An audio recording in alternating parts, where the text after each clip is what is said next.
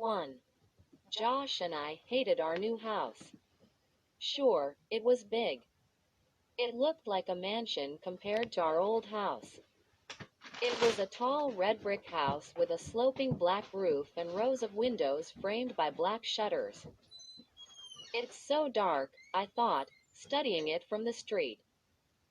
The whole house was covered in darkness, as if it were hiding in the shadows of the gnarled, old trees that bent over it. It was the middle of July, but dead brown leaves blanketed the front yard. Our sneakers crunched over them as we trudged up the gravel driveway. Tall weeds poked up everywhere through the dead leaves. Thick clumps of weeds had completely overgrown an old flower bed beside the front porch. This house is creepy, I thought unhappily. Josh must have been thinking the same thing.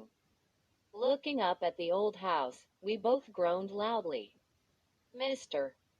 Dawes, the friendly young man from the local real estate office, stopped near the front walk and turned around. "Everything okay?" he asked, staring first at Josh, then at me, with his crinkly blue eyes. "Josh and Amanda aren't happy about moving," Dad explained, tucking his shirt tail in. Dad is a little overweight, and his shirts always seem to be coming untucked. "It's hard for kids," my mother added, smiling at Mr. Dawes, her hands shoved into her jeans pockets as she continued up to the front door. "You know, leaving all of their friends behind. Moving to a strange new place." "Strange is right," Josh said, shaking his head. "This house is gross." Mr. Dawes chuckled. "It's an old house, that's for sure," he said, patting Josh on the shoulder. "It just needs some work, Josh," Dad said, smiling at Mr. Dawes. "No one has lived in it for a while, so it'll take some fixing up." "Look how big it is," Mom added, smoothing back her straight black hair and smiling at Josh. "We'll have room for a den and maybe a rec room, too." "You'd like that, wouldn't you, Amanda?"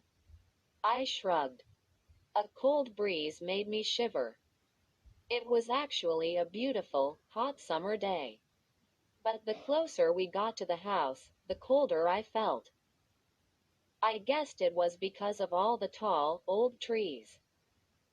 I was wearing white tennis shorts and a sleeveless blue t-shirt. It had been hot in the car. But now I was freezing. Maybe it'll be warmer in the house, I thought. "How old are they, Mr. Dawes?" asked Mom, stepping onto the front porch. "2. Amanda is 12, Mom answered. And Josh turned 11 last month. They look so much alike," Mr. Dawes told Mom. I couldn't decide if that was a compliment or not. I guess it's true. Josh and I are both tall and thin and have curly brown hair like Dad's, and dark brown eyes. Everyone says we have serious faces. "I really want to go home," Josh said, his voice cracking. "I hate this place. My brother is the most impatient kid in the world. And when he makes up his mind about something, that's it. He's a little spoiled. At least, I think so. Whenever he makes a big fuss about something, he usually gets his way. We may look alike, but we're really not that similar. I'm a lot more patient than Josh is. A lot more sensible. Probably because I'm older and because I'm a girl." Josh had hold of Dad's hand and was trying to pull him back to the car. "Let's go." "Come on, Dad. Let's go." I knew this was one time Josh wouldn't get his way. We were moving to this house. No doubt about it. After all, the house was absolutely free. A great uncle of Dad's, a man we didn't even know, had died and left the house to Dad in his will. I'll never forget the look on Dad's face when he got the letter from the lawyer. He let out a loud whoop and began dancing around the living room. Josh and I thought he'd flipped or something. My great-uncle Charles has left us a house in his will, Dad explained, reading and rereading the letter. It's in a town called Dark Falls. Huh? Josh and I cried. Where's Dark Falls? Dad shrugged. I don't remember your Uncle Charles, Mom said, moving behind Dad to read the letter over his shoulder. Neither do I, admitted Dad. But he must have been a great guy. Wow. This sounds like an incredible house. He grabbed Mom's hands and began dancing happily with her across the living room. Dad sure was excited. He'd been looking for an excuse to quit his boring office job and devote all of his time to his writing career. This house, absolutely free, would be just the excuse he needed. And now, a week later, here we were in Dark Falls, a 4-hour drive from our home, seeing our new house for the first time. We hadn't even gone inside, and Josh was trying to drag Dad back to the car. Josh, stop pulling me, Dad snapped impatiently, trying to tug his hand out of Josh's grasp. Dad glanced helplessly at Mr. Dawes. I could see that he was embarrassed by how Josh was carrying on.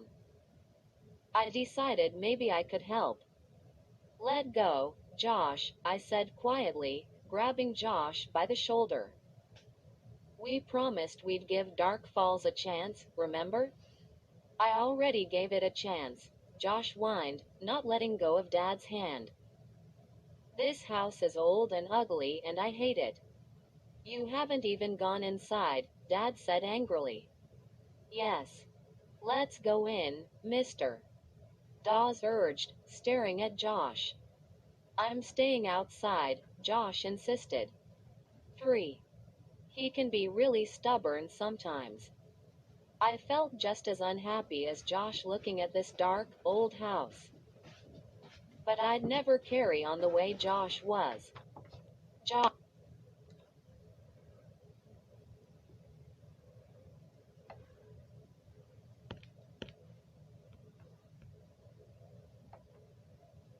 Josh, don't you want to pick out your own room? Mom asked. No, Josh muttered. He and I both glanced up to the second floor. There were 2 large bay windows side by side up there. They looked like 2 dark eyes staring back at us. How long have you lived in your present house, Mr. Dawes asked Dad. Dad had to think for a second. About 14 years, he answered. The kids have lived there for their whole lives. Moving is always hard, Mr. Dawes said sympathetically, turning his gaze on me. You know, Amanda, I moved here to Dark Falls just a few months ago. I didn't like it much either, at first. But now I wouldn't live anywhere else, he winked at me. He had a cute dimple in his chin when he smiled. Let's go inside. It's really quite nice. You'll be surprised. All of us followed Mr. Dawes, except Josh. Are there other kids on this block? Josh demanded. He made it sound more like a challenge than a question. Mr. Dawes nodded. The school's just 2 blocks away, he said, pointing up the street. See, Mom quickly cut in. A short walk to school. No more long bus rides every morning. I liked the bus, Josh insisted. His mind was made up. He wasn't going to give my parents a break, even though we'd both promised to be open-minded about this move. I don't know what Josh thought he had to gain by being such a pain. I mean, Dad already had plenty to worry about. For one thing, he hadn't been able to sell our old house yet. I didn't like the idea of moving. But I knew that inheriting this big house was a great opportunity for us. We were so cramped in our little house. And once Dad managed to sell the old place, we wouldn't have to worry at all about money anymore. Josh should at least give it a chance.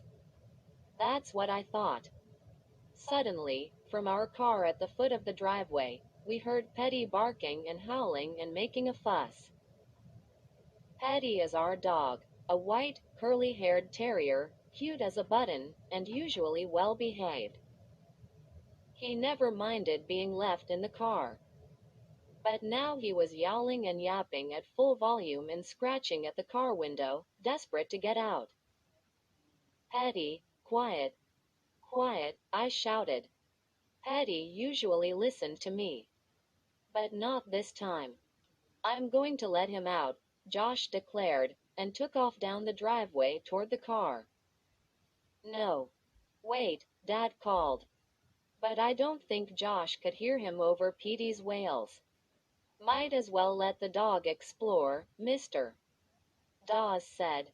It's going to be his house, too. 4. A few seconds later, Petty came charging across the lawn, kicking up brown leaves, yipping excitedly as he ran up to us. He jumped on all of us as if he hadn't seen us in weeks, and then, to our surprise, he started growling menacingly and barking at Mr. Dawes. Petty. Stop, Mom yelled. He's never done this, Dad said apologetically. Really? He's usually very friendly. He probably smells something on me. Another dog, maybe, Mr. Dawes said, loosening his striped tie, looking warily at our growling dog. Finally, Josh grabbed Petty around the middle and lifted him away from Mr. Dawes. Stop it, Petty, Josh scolded, holding the dog up close to his face so that they were nose to nose. Mr. Dawes is our friend. Petty whimpered and licked Josh's face. After a short while, Josh set him back down on the ground. Petty looked up at Mr. Dawes, then at me, then decided to go sniffing around the yard, letting his nose lead the way. Let's go inside, Mr. Dawes urged, moving a hand through his short blonde hair. He unlocked the front door and pushed it open. Mr. Dawes held the screen door open for us. I started to follow my parents into the house. I'll stay out here with Petty, Josh insisted from the walk. Dad started to protest, but changed his mind. Okay. Fine, he said, sighing and shaking his head. I'm not going to argue with you. Don't come in. You can. Live. Outside if you want. He sounded really exasperated. I want to stay with Petty, Josh said again, watching Petty nose his way through the dead flower bed. Mr. Dawes followed us into the hallway, gently closing the screen door behind him, giving Josh a final glance. He'll be fine, he said softly, smiling at Mom. He can be so stubborn sometimes, Mom said apologetically. She peeked into the living room. I'm really sorry about Petty. I don't know what got into that dog. No problem. Let's start in the living room, Mr. Dawes said, leading the way. I think you'll be pleasantly surprised by how spacious it is. Of course, it needs work. He took us on a tour of every room in the house. I was beginning to get excited. The house was really kind of neat.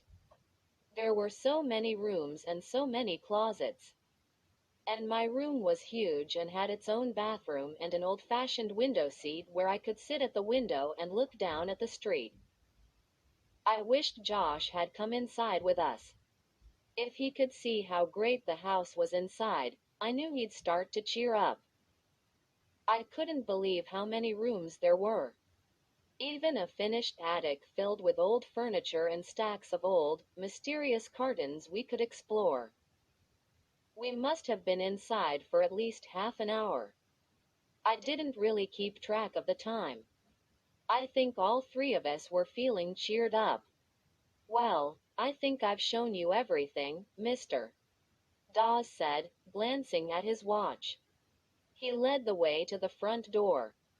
Wait, I want to take one more look at my room, I told them excitedly. I started up the stairs, taking them two at a time. I'll be down in a second. 5. Hurry, dear. I'm sure Mr.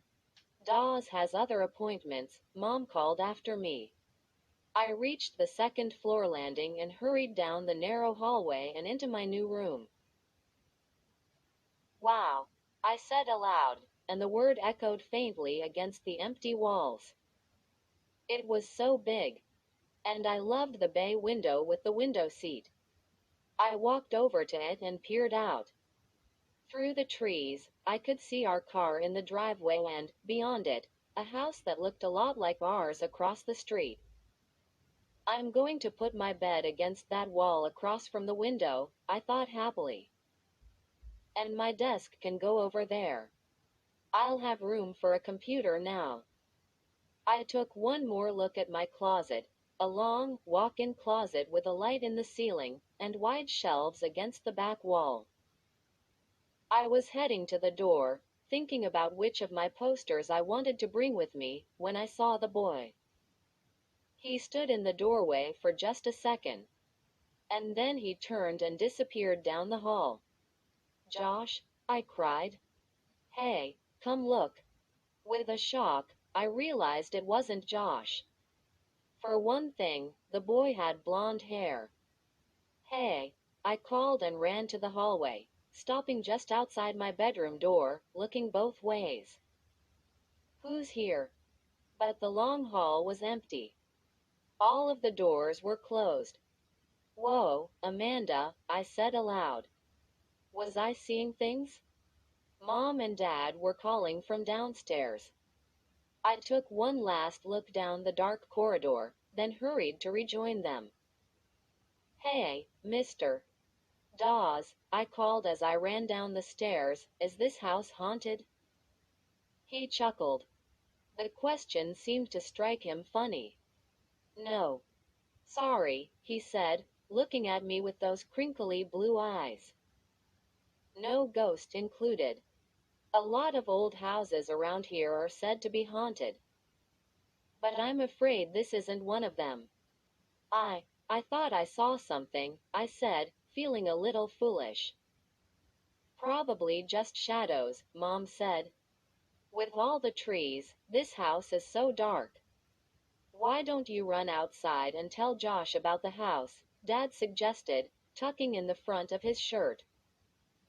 Your mom and I have some things to talk over with Mr. Dawes. Yes, Master, I said with a little bow, and obediently ran out to tell Josh all about what he had missed.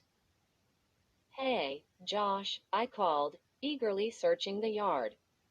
Josh? My heart sank. Josh and Petty were gone. 6. 2. Josh. Josh. First I called Josh. Then I called Petty. But there was no sign of either of them. I ran down to the bottom of the driveway and peered into the car, but they weren't there. Mom and Dad were still inside talking with Mr. Dawes. I looked along the street in both directions. There was no sign of them. Josh. Hey, Josh. Finally, Mom and Dad came hurrying out the front door, looking alarmed. I guess they heard my shouts. I can't find Josh or Petty, I yelled up to them from the street. Maybe they're around back, Dad shouted down to me. I headed up the driveway, kicking away dead leaves as I ran. It was sunny down on the street, but as soon as I entered our yard, I was back in the shade, and it was immediately cool again.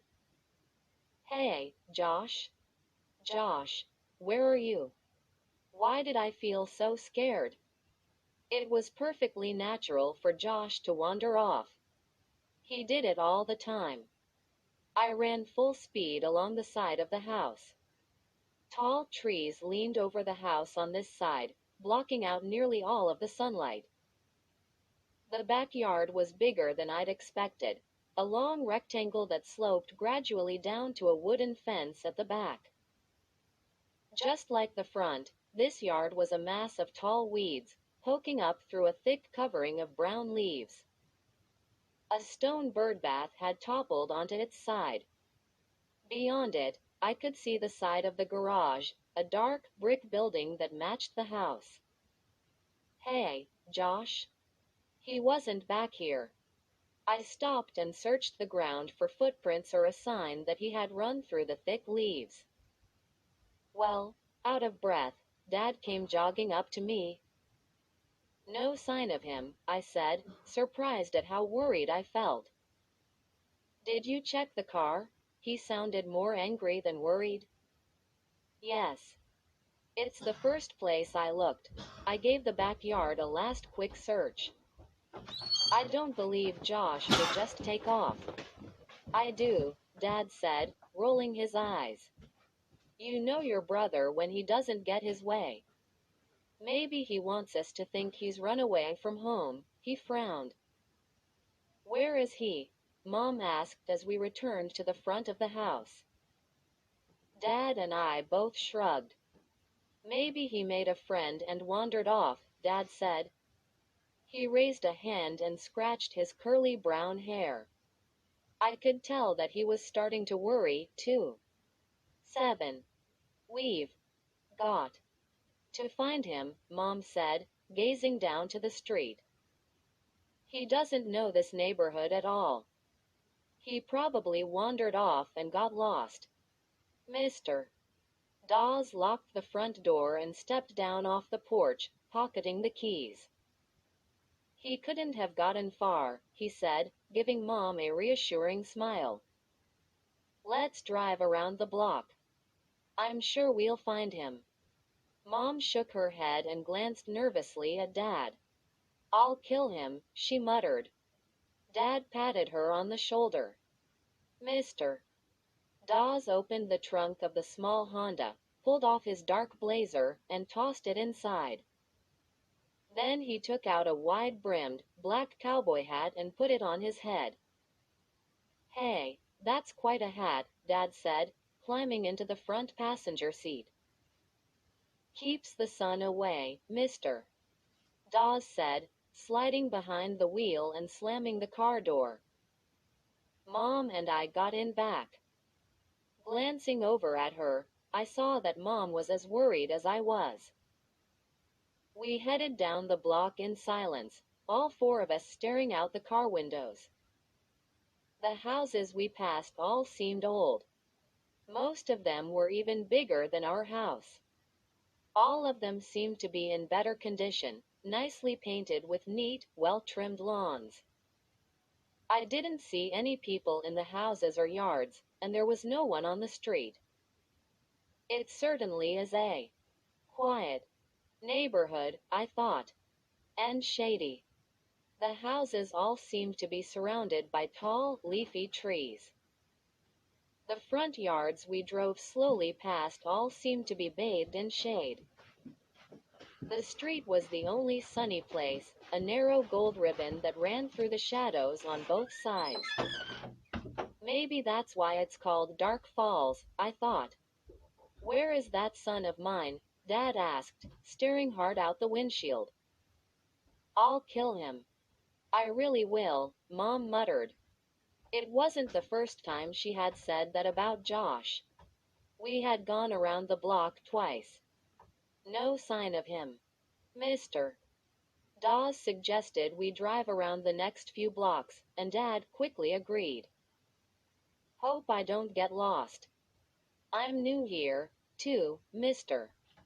Dawes said, turning a corner.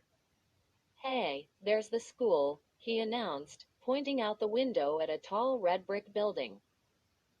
It looked very old-fashioned, with white columns on both sides of the double front doors. Of course, it's closed now, mister, Dawes added. My eyes searched the fenced-in playground behind the school. It was empty. No one there. Could Josh have walked this far? Mom asked, her voice tight and higher than usual.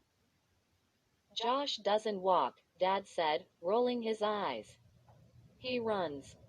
We'll find him, mister, Dawes said confidently, tapping his fingers on the wheel as he steered. We turned a corner onto another shady block. A street sign read, Cemetery Drive, and sure enough, a large cemetery rose up in front of us. Granite gravestones rolled along a low hill, which sloped down and then up again onto a large flat stretch, also marked with rows of low grave markers and monuments. 8. A few shrubs dotted the cemetery, but there weren't many trees. As we drove slowly past, the gravestones passing by in a blur on the left, I realized that this was the sunniest spot I had seen in the whole town. There's your son, mister. Dawes, pointing out the window, stopped the car suddenly. Oh, thank goodness, Mom exclaimed, leaning down to see out the window on my side of the car. Sure enough, there was Josh, running wildly along a crooked row of low, white gravestones. What's he doing here? I asked, pushing open my car door. I stepped down from the car, took a few steps onto the grass, and called to him. At first, he didn't react to my shouts. He seemed to be ducking and dodging through the tombstones. He would run in one direction, then cut to the side, then head in another direction. Why was he doing that? I took another few steps, and then stopped, gripped with fear. I suddenly realized why Josh was darting and ducking like that, running so wildly through the tombstones. He was being chased. Someone, or something, was after him. 9. 3. Then, as I took a few reluctant steps toward Josh, watching him bend low, then change directions, his arms outstretched as he ran, I realized I had it completely backward. Josh wasn't being chased. Josh was chasing.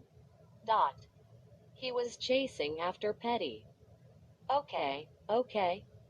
So sometimes my imagination runs away with me. Running through an old graveyard like this, even in bright daylight, it's only natural that a person might start to have weird thoughts. I called to Josh again, and this time he heard me and turned around. He looked worried. Amanda, come help me, he cried. Josh, what's the matter? I ran as fast as I could to catch up with him, but he kept darting through the gravestones, moving from row to row. Help! Josh, what's wrong?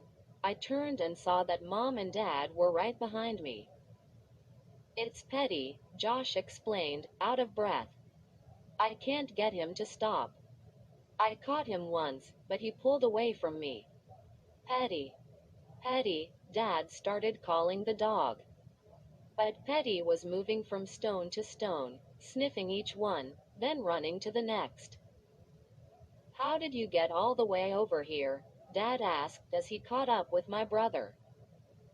I had to follow Petty, Josh explained, still looking very worried. He just took off. 1 second he was sniffing around that dead flower bed in our front yard. The next second, he just started to run. He wouldn't stop when I called. Wouldn't even look back. He kept running till he got here. I had to follow. I was afraid he'd get lost. Josh stopped and gratefully let Dad take over the chase. I don't know what that dumb dog's problem is, he said to me. He's just weird. It took Dad a few tries, but he finally managed to grab Petty and pick him up off the ground. Our little terrier gave a half-hearted yelp of protest, then allowed himself to be carried away. We all trooped back to the car on the side of the road. Mr. Dawes was waiting by the car. "Maybe you'd better get a leash for that dog," he said, looking very concerned. "Petey's never been on a leash," Josh protested, wearily climbing into the backseat. 10. "Well, we might have to try one for a while," Dad said quietly. "Especially if he keeps running away." Dad tossed Petty into the backseat. The dog eagerly curled up in Josh's arms. The rest of us piled into the car, and Mr. Dawes drove us back to his office, a tiny, white, flat-roofed building at the end of a row of small offices. As we rode, I reached over and stroked the back of Petey's head. Why did the dog run away like that? I wondered. Petty had never done that before. I guessed that Petty was also upset about our moving. After all, Petty had spent his whole life in our old house. He probably felt a lot like Josh and I did about having to pack up and move and never see the old neighborhood again. The new house, the new streets, and all the new smells must have freaked the poor dog out. Josh wanted to run away from the whole idea. And so did Petty. Anyway, that was my theory. Mr. Dawes parked the car in front of his tiny office, shook Dad's hand, and gave him a business card. "You can come by next week," he told Mom and Dad. "I'll have all the legal work done by then. After you sign the papers, you can move in anytime." He pushed open the car door and, giving us all a final smile, prepared to climb out. "Compton Dawes," Mom said, reading the white business card over Dad's shoulder. "That's an unusual name. Is Compton an old family name?" Mr. Dawes shook his head. "No," he said, "I'm the only Compton in my family. I have no idea where the name comes from. No idea at all. Maybe my parents didn't know how to spell Charlie." Chuckling at his terrible joke, he climbed out of the car, lowered the wide black Stetson hat on his head, pulled his blazer from the trunk, and disappeared into the small white building. Dad climbed behind the wheel, moving the seat back to make room for his big stomach. Mom got up front, and we started the long drive home. "I guess you and Petty had quite an adventure today," Mom said to Josh, rolling up her window because Dad had turned on the air conditioner. "I guess," Josh said without enthusiasm. Petty was sound asleep in his lap, snoring quietly. "You're going to love your room," I told Josh. "The whole house is great." "Really?" Josh stared at me thoughtfully, but didn't answer. I poked him in the ribs with my elbow. "Say something. Did you hear what I said?" But the weird, thoughtful look didn't fade from Josh's face. The next couple of weeks seemed to crawl by.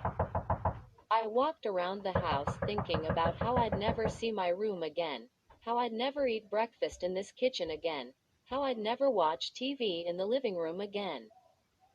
Morbid stuff like that. I had this sick feeling when the movers came one afternoon and delivered a tall stack of cartons. Time to pack up. It was really happening. Even though it was the middle of the afternoon, I went up to my room and flopped down on my bed. I didn't nap or anything. I just stared at the ceiling for more than an hour, and all these wild, unconnected thoughts ran through my head, like a dream, only I was awake. I wasn't the only one who was nervous about the move. Mom and Dad were snapping at each other over nothing at all. One morning they had a big fight over whether the bacon was too crispy or not. In a way, it was funny to see them being so childish. Josh was acting really sullen all the time. He hardly spoke a word to anyone. And Petty sulked, too. That dumb dog wouldn't even pick himself up and come over to me when I had some table scraps for him. I guess the hardest part about moving was saying goodbye to my friends. Carol and Amy were away at camp, so I had to write to them. But Kathy was home, and she was my oldest and best friend, and the hardest to say goodbye to. I think some people were surprised that Kathy and I had stayed such good friends. For one thing, we look so different. I'm tall and thin and dark, and she's fair-skinned, with long blonde hair, and a little chubby. But we've been friends since preschool, and best friends since 4th grade. When she came over the night before the move, we were both terribly awkward. Kathy, you shouldn't be nervous, I told her. You're not the one who's moving away forever. It's not like you're moving to China or something, she answered, chewing hard on her bubble gum. Dark Falls is only 4 hours away, Amanda. We'll see each other a lot. Yeah, I guess, I said. But I didn't believe it. 4 hours away was as bad as being in China, as far as I was concerned. I guess we can still talk on the phone, I said glumly. She blew a small green bubble, then sucked it back into her mouth. Yeah, sure, she said, pretending to be enthusiastic. You're lucky, you know. Moving out of this crummy neighborhood to a big house. It's not a crummy neighborhood, I insisted. I don't know why I was defending the neighborhood. I never had before. One of our favorite pastimes was thinking of places we'd rather be growing up. School won't be the same without you, she sighed, curling her legs under her on the chair. Who's going to slip me the answers in math? I laughed. I always slipped you the wrong answers. But it was the thought that counted, Kathy said. And then she groaned. Junior high. Is your new junior high part of the high school or part of the elementary school? I made a disgusted face. Everything's in one building. It's a small town, remember? There's no separate high school. At least, I didn't see one. Bummer, she said. Bummer was right. We chatted for hours. Until Kathy's mom called and said it was time for her to come home. 12. Then we hugged. I had made up my mind that I wouldn't cry, but I could feel the big, hot tears forming in the corners of my eyes. And then they were running down my cheeks. I'm so miserable, I wailed. I had planned to be really controlled and mature. But Kathy was my best friend, after all, and what could I do? We made a promise that we'd always be together on our birthdays, no matter what. We'd force our parents to make sure we didn't miss each other's birthdays. And then we hugged, again. And Kathy said, "Don't worry. We'll see each other a lot." Really, and she had tears in her eyes, too. She turned and ran out the door. The screen door slammed hard behind her. I stood there staring out into the darkness until Petty came scampering in, his toenails clicking across the linoleum, and started to lick my hand. The next morning, moving day, was a rainy Saturday.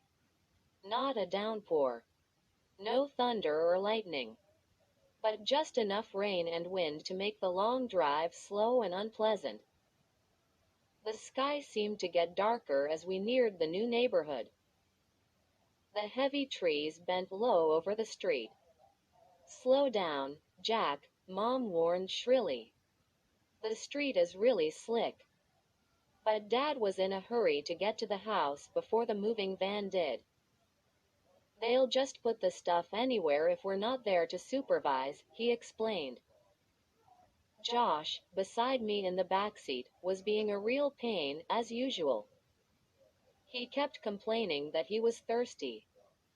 When that didn't get results, he started whining that he was starving. But we had all had a big breakfast, so that didn't get any reaction, either. He just wanted attention, of course. I kept trying to cheer him up by telling him how great the house was inside and how big his room was. He still hadn't seen it. But he didn't want to be cheered up. He started wrestling with Petty, getting the poor dog all worked up, until Dad had to shout at him to stop. Let's all try really hard not to get on each other's nerves, Mom suggested. Dad laughed. Good idea, dear. Don't make fun of me, she snapped.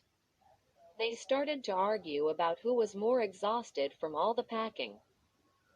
Petty stood up on his hind legs and started to howl at the back window. Can't you shut him up? Mom screamed.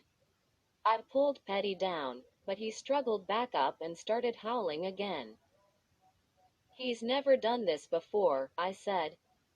Just get him quiet, Mom insisted. I pulled Petty down by his hind legs, and Josh started to howl. Mom turned around and gave him a dirty look. Josh didn't stop howling, though. He thought he was a riot. Finally, Dad pulled the car up the driveway of the new house. The tires crunched over the wet gravel. Rain pounded on the roof. 13.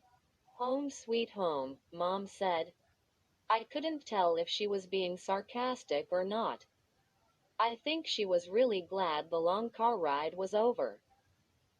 At least we beat the movers, Dad said, glancing at his watch. Then his expression changed. Hope they're not lost. It's as dark as night out there, Josh complained. Petty was jumping up and down in my lap, desperate to get out of the car. He was usually a good traveler. But once the car stopped, he wanted out immediately. I opened my car door and he leapt onto the driveway with a splash and started to run in a wild zigzag across the front yard. At least. Someone's glad to be here, Josh said quietly. Dad ran up to the porch and, fumbling with the unfamiliar keys, managed to get the front door open. Then he motioned for us to come into the house. Mom and Josh ran across the walk, eager to get in out of the rain. I closed the car door behind me and started to jog after them. But something caught my eye. I stopped and looked up to the twin bay windows above the porch. I held a hand over my eyebrows to shield my eyes and squinted through the rain. Yes, I saw it. A face. In the window on the left. The boy. The same boy was up there, staring down at me. 14. 4. Wipe your feet. Don't track mud on the nice clean floors, Mom called. Her voice echoed against the bare walls of the empty living room. I stepped into the hallway. The house smelled of paint. The painters had just finished on Thursday. It was hot in the house, much hotter than outside. This kitchen light won't go on, Dad called from the back. Did the painters turn off the electricity or something? How should I know? Mom shouted back. Their voices sounded so loud in the big, empty house. Mom, there's someone upstairs, I cried, wiping my feet on the new welcome mat and hurrying into the living room. She was at the window, staring out at the rain, looking for the movers probably. She spun around as I came in. What? There's a boy upstairs. I saw him in the window, I said, struggling to catch my breath. Josh entered the room from the back hallway. He'd probably been with Dad.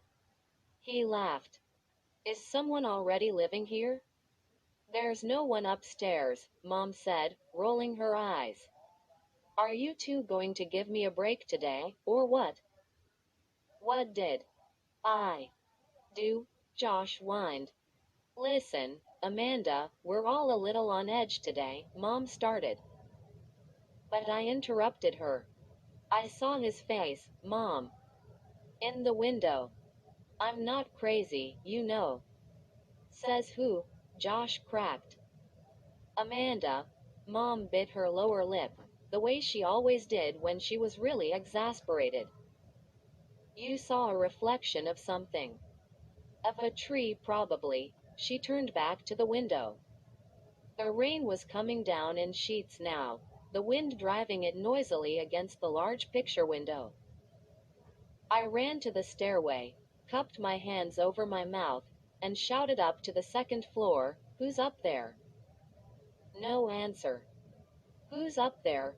I called, a little louder. Mom had her hands over her ears. Amanda, please. Josh had disappeared through the dining room. He was finally exploring the house. There's someone up there, I insisted, and, impulsively, I started up the wooden stairway, my sneakers thudding loudly on the bare steps. Amanda, I heard Mom call after me. 15. But I was too angry to stop. Why didn't she believe me? Why did she have to say it was a reflection of a tree I saw up there? I was curious. I had to know who was upstairs. I had to prove Mom wrong. I had to show her I hadn't seen a stupid reflection. I guess I can be pretty stubborn, too. Maybe it's a family trait. The stairs squeaked and creaked under me as I climbed. I didn't feel at all scared until I reached the second floor landing. Then I suddenly had this heavy feeling in the pit of my stomach. I stopped, breathing hard, leaning on the banister. Who could it be? A burglar? A bored neighborhood kid who had broken into an empty house for a thrill? Maybe I shouldn't be up here alone, I realized. Maybe the boy in the window was dangerous. Anybody up here? I called, my voice suddenly trembly and weak. Still leaning against the banister, I listened. And I could hear footsteps scampering across the hallway. No. Not footsteps. The rain. That's what it was. The patter of rain against the slate-shingled roof. For some reason, the sound made me feel a little calmer. I let go of the banister and stepped into the long, narrow hallway. It was dark up here, except for a rectangle of gray light from a small window at the other end. I took a few steps, the old wooden floorboards creaking noisily beneath me. Anybody up here? Again, no answer. I stepped up to the first doorway on my left. The door was closed. The smell of fresh paint was suffocating. There was a light switch on the wall near the door. Maybe it's for the hall light, I thought. I clicked it on. But nothing happened. Anybody here? My hand was trembling as I grabbed the doorknob. It felt warm in my hand. And damp. I turned it and, taking a deep breath, pushed open the door. I peered into the room. Gray light filtered in through the bay window. A flash of lightning made me jump back. The thunder that followed was a dull, distant roar. Slowly, carefully, I took a step into the room. Then another. No sign of anyone. This was a guest bedroom. Or it could be Josh's room if he decided he liked it. Another flash of lightning. The sky seemed to be darkening. It was pitch black out there even though it was just after lunchtime. I backed into the hall. The next room down was going to be mine. It also had a bay window that looked down on the front yard. Was the boy I saw staring down at me in my room? I crept down the hall, letting my hand run along the wall for some reason, and stopped outside my door, which was also closed. 16. Taking a deep breath, I knocked on the door. "Who's in there?" I called. I listened. Silence. Then a clap of thunder, closer than the last. I froze as if I were paralyzed, holding my breath. It was so hot up here, hot and damp. And the smell of paint was making me dizzy. I grabbed the doorknob. "Anybody in there?" I started to turn the knob, when the boy crept up from behind and grabbed my shoulder. 17. 5. I couldn't breathe. I couldn't cry out. My heart seemed to stop. My chest felt as if it were about to explode. With a desperate, terrified effort, I spun around. "Josh," I shrieked. "You scared me to death." I thought. He let go of me and took a step back. "Gotcha," he declared, and then started to laugh, a high-pitched laugh that echoed down the long, bare hallway. My heart was pounding hard now. My forehead throbbed. "You're not funny," I said angrily. I shoved him against the wall. "You really scared me." He laughed and rolled around on the floor. "He's really a sicko." I tried to shove him again but missed. Angrily, I turned away from him, just in time to see my bedroom door slowly swinging open. I gasped in disbelief. And froze, gaping at the moving door. Josh stopped laughing and stood up, immediately serious, his dark eyes wide with fright. I could hear someone moving inside the room. I could hear whispering. Excited giggles. Who's there?" I managed to stammer in a high little voice I didn't recognize. The door, creaking loudly, opened a bit more, then started to close. "Who's there?" I demanded, a bit more forcefully. Again, I could hear whispering, someone moving about. Josh had backed up against the wall and was edging away, toward the stairs. He had an expression on his face I'd never seen before, sheer terror. The door, creaking like a door in a movie haunted house, closed a little more. Josh was nearly to the stairway. He was staring at me, violently motioning with his hand for me to follow. But instead, I stepped forward, grabbed the doorknob, and pushed the door open hard. It didn't resist. I let go of the doorknob and stood blocking the doorway. "Who's there?" The room was empty. Thunder crashed. It took me a few seconds to realize what was making the door move. The window on the opposite wall had been left open several inches. The gusting wind through the open window must have been opening and closing the door. I guessed that also 18. Explained the other sounds I heard inside the room, the sounds I thought were whispers. Who had left the window open? The painters, probably. I took a deep breath and let it out slowly, waiting for my pounding heart to settle down to normal. Feeling a little foolish, I walked quickly to the window and pushed it shut. "Amanda, are you all right?" Josh whispered from the hallway. I started to answer him. But then I had a better idea. He had practically scared me to death a few minutes before. Why not give him a little scare? He deserved it. So I didn't answer him.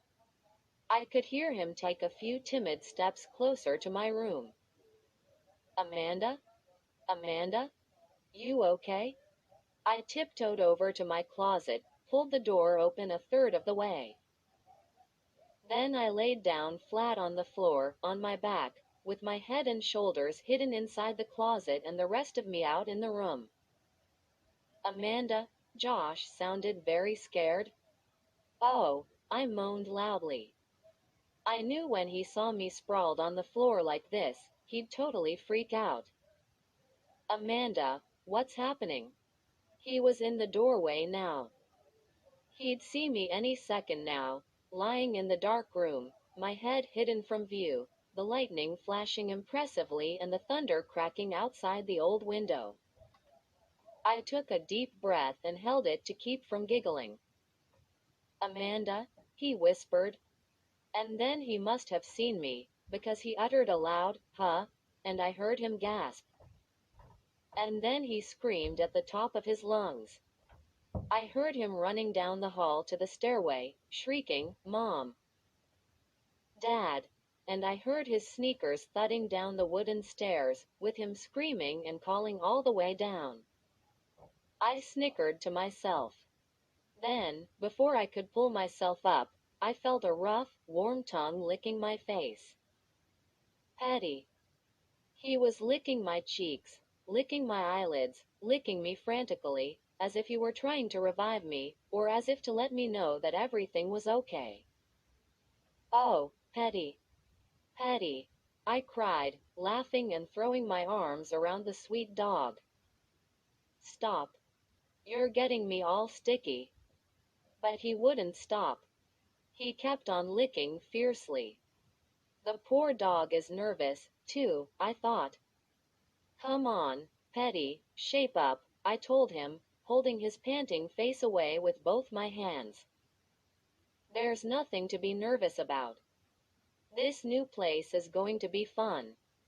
You'll see." 19:6. That night, I was smiling to myself as I fluffed up my pillow and slid into bed. I was thinking about how terrified Josh had been that afternoon, how frightened he looked even after I came prancing down the stairs, perfectly okay. How angry he was that I'd fooled him. Of course, Mom and Dad didn't think it was funny. They were both nervous and upset because the moving van had just arrived, an hour late. They forced Josh and me to call a truce. No more scaring each other.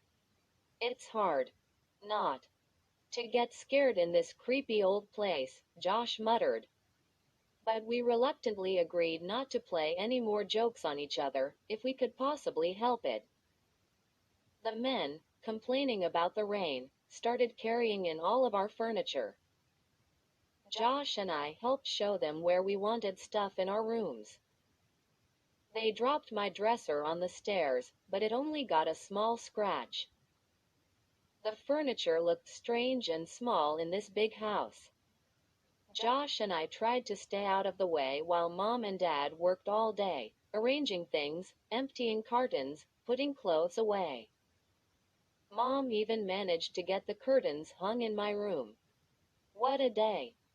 Now, a little after 10 o'clock, trying to get to sleep for the first time in my new room, I turned onto my side, then onto my back. Even though this was my old bed, I couldn't get comfortable. Everything seemed so different, so wrong. The bed didn't face the same direction as in my old bedroom. The walls were bare. I hadn't had time to hang any of my posters. The room seemed so large and empty. The shadows seemed so much darker. My back started to itch, and then I suddenly felt itchy all over. The bed is filled with bugs, I thought, sitting up. But of course that was ridiculous. It was my same old bed with clean sheets. I forced myself to settle back down and closed my eyes. Sometimes when I can't get to sleep, I count silently by twos, picturing each number in my mind as I think it. It usually helps to clear my mind so that I can drift off to sleep. I tried it now, burying my face in the pillow, picturing the numbers rolling past. 4, 6, 8. I yawned loudly, still wide awake at 2:20. I'm going to be awake forever, I thought. I'm never going to be able to sleep in this new room. 20. But then I must have drifted off without realizing it. I don't know how long I slept. An hour or two at the most. It was a light, uncomfortable sleep. Then something woke me. I sat straight up, startled. Despite the heat of the room, I felt cold all over. Looking down to the end of the bed, I saw that I had kicked off the sheet and light blanket. With a groan, I reached down for them, but then froze. I heard whispers. Someone was whispering across the room. Who? Who's there? My voice was a whisper, too, tiny and frightened. I grabbed my covers and pulled them up to my chin. I heard more whispers. The room came into focus as my eyes adjusted to the dim light. The curtains. The long, sheer curtains from my old room that my mother had hung that afternoon were fluttering at the window. So, that explained the whispers. The billowing curtains must have woken me up. A soft, gray light floated in from outside. The curtains cast moving shadows onto the foot of my bed. Yawning, I stretched and climbed out of bed. I felt chilled all over as I crept across the wooden floor to close the window. As I came near, the curtains stopped billowing and floated back into place. I pushed them aside and reached out to close the window. Oh! I uttered a soft cry when I realized that the window was closed. But how could the curtains flutter like that with the window closed? I stood there for a while, staring out at the grays of the night. There wasn't much of a draft. The window seemed pretty airtight. Had I imagined the curtains billowing? Were my eyes playing tricks on me? Yawning, I hurried back through the strange shadows to my bed and pulled the covers up as high as they would go. Amanda, stop scaring yourself, I scolded. When I fell back to sleep a few minutes later, I had the ugliest, most terrifying dream. I dreamed that we were all dead. Mom, Dad, Josh, and me. At first, I saw us sitting around the dinner table in the new dining room. The room was very bright, so bright I couldn't see our faces very well. They were just a bright, white blur. But then, slowly, everything came into focus, and I could see that beneath our hair, we had no faces. Our skin was gone, and only our gray-green skulls were left. Bits of flesh clung to my bony cheeks. There were only deep, black sockets where my eyes had been. The four of us, all dead, sat eating in silence. Our dinner plates, I saw, were filled with small bones. A big platter in the center of the table was piled high with gray-green bones, human-looking bones. And then, in this dream, our disgusting meal was interrupted by a loud knocking on the door, an insistent pounding that grew louder and louder. It was Kathy, my 21 friend from back home. I could see her at our front door, pounding on it with both fists. I wanted to go answer the door. I wanted to run from the dining room and pull open the door and greet Kathy. I wanted to talk to Kathy. I wanted to tell her what had happened to me, to explain that I was dead and that my face had fallen away. I wanted to see Kathy. So badly.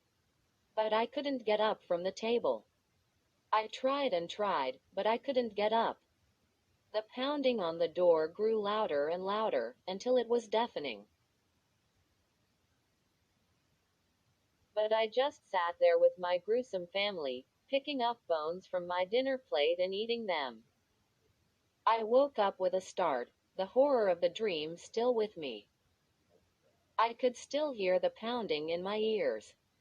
I shook my head, trying to chase the dream away. It was morning. I could tell from the blue of the sky outside the window. Oh, no. The curtains. They were billowing again, flapping noisily as they blew into the room. I sat up and stared. The window was still closed. 22. 7. I'll take a look at the window. There must be a draft or a leak or something, Dad said at breakfast. He shoveled in another mouthful of scrambled eggs and ham. But, Dad, it's so weird, I insisted, still feeling scared. The curtains were blowing like crazy, and the window was closed. Exclamation mark quote. There might be a pane missing, Dad suggested. Amanda is a pain, Josh cracked. His idea of a really witty joke. Don't start with your sister, Mom said, putting her plate down on the table and dropping into her chair. She looked tired. Her black hair, usually carefully pulled back, was disheveled. She tugged at the belt on her bathrobe. Phew. I don't think I slept 2 hours last night. Neither did I said, sighing. I kept thinking that boy would show up in my room again. Amanda, you've really got to stop this, Mom said sharply. Boys in your room. Curtains blowing. You have to realize that you're nervous, and your imagination is working overtime. But, Mom, I started. Maybe a ghost was behind the curtains, Josh said, teasing. He raised up his hands and made a ghostly, ooh, wail. Whoa. Mom put a hand on Josh's shoulder. Remember what you promised about scaring each other? It's going to be hard for all of us to adjust to this place, Dad said. You may have dreamed about the curtains blowing, Amanda. You said you had bad dreams, right? The terrifying nightmare flashed back into my mind. Once again I saw the big platter of bones on the table. I shivered. It's so damp in here, Mom said. A little sunshine will help dry the place out, Dad said. I peered out the window. The sky had turned solid gray. Trees seemed to spread darkness over our backyard. Where's Petty? I asked. Out back, Mom replied, swallowing a mouthful of eggs. He got up early, too. Couldn't sleep, I guess. So I let him out. What are we doing today? Josh asked. He always needed to know the plan for the day. Every detail. Mainly so he could argue about it. Your father and I still have a lot of unpacking to do, Mom said, glancing to the back hallway, which was cluttered with unopened cartons. You two can explore the neighborhood. See what you can find out. See if there are any other kids your age around. 23. In other words, you want us to get lost, I said. Mom and Dad both laughed. You're very smart, Amanda. But I want to help unpack my stuff, Josh whined. I knew he'd argue with the plan, just like always. Go get dressed and take a long walk, Dad said. Take Petty with you, okay? And take a leash for him. I left one by the front stairs. What about our bikes? Why can't we ride our bikes? Josh asked. They're buried in the back of the garage, Dad told him. You'll never be able to get to them. Besides, you have a flat tire. If I can't ride my bike, I'm not going out, Josh insisted, crossing his arms in front of his chest. Mom and Dad had to argue with him. Then threaten him. Finally, he agreed to go for a short walk. I finished my breakfast, thinking about Kathy and my other friends back home. I wondered what the kids were like in Dark Falls. I wondered if I'd be able to find new friends, real friends. I volunteered to do the breakfast dishes since Mom and Dad had so much work to do. The warm water felt soothing on my hands as I sponged the dishes clean. I guess maybe I'm weird. I like washing dishes. Behind me, from somewhere in the front of the house, I could hear Josh arguing with Dad. I could just barely make out the words over the trickle of the tap water. Your basketball is packed in one of these cartons, Dad was saying. Then Josh said something. Then Dad said, how should I know which one? Then Josh said something. Then Dad said, no, I don't have time to look now. Believe it or not, your basketball isn't at the top of my list. I stacked the last dish onto the counter to drain, and looked for a dish towel to dry my hands. There was none in sight. I guess they hadn't been unpacked yet. Wiping off my hands on the front of my robe, I headed for the stairs. I'll be dressed in 5 minutes, I called to Josh, who was still arguing with Dad in the living room. Then we can go out. I started up the front stairs and then stopped. Above me on the landing stood a strange girl, about my age, with short black hair. She was smiling down at me, not a warm smile, not a friendly smile, but the coldest, most frightening smile I had ever seen. 24. 8. A hand touched my shoulder. I spun around. It was Josh. I'm not going for a walk unless I can take my basketball, he said. Josh, please. I looked back up to the landing, and the girl was gone. I felt cold all over. My legs were all trembly. I grabbed the banister. Dad, come here, please, I called. Josh's face filled with alarm. Hey, I didn't do anything, he shouted. No, it's not you, I said, and called Dad again. Amanda, I'm kind of busy, Dad said, appearing below at the foot of the stairs, already perspiring from uncrating living room stuff.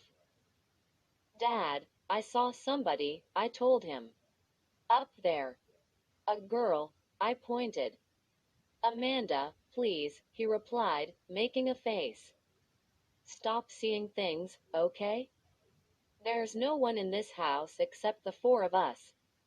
And maybe a few mice. Mice? Josh asked with sudden interest. Really? Where?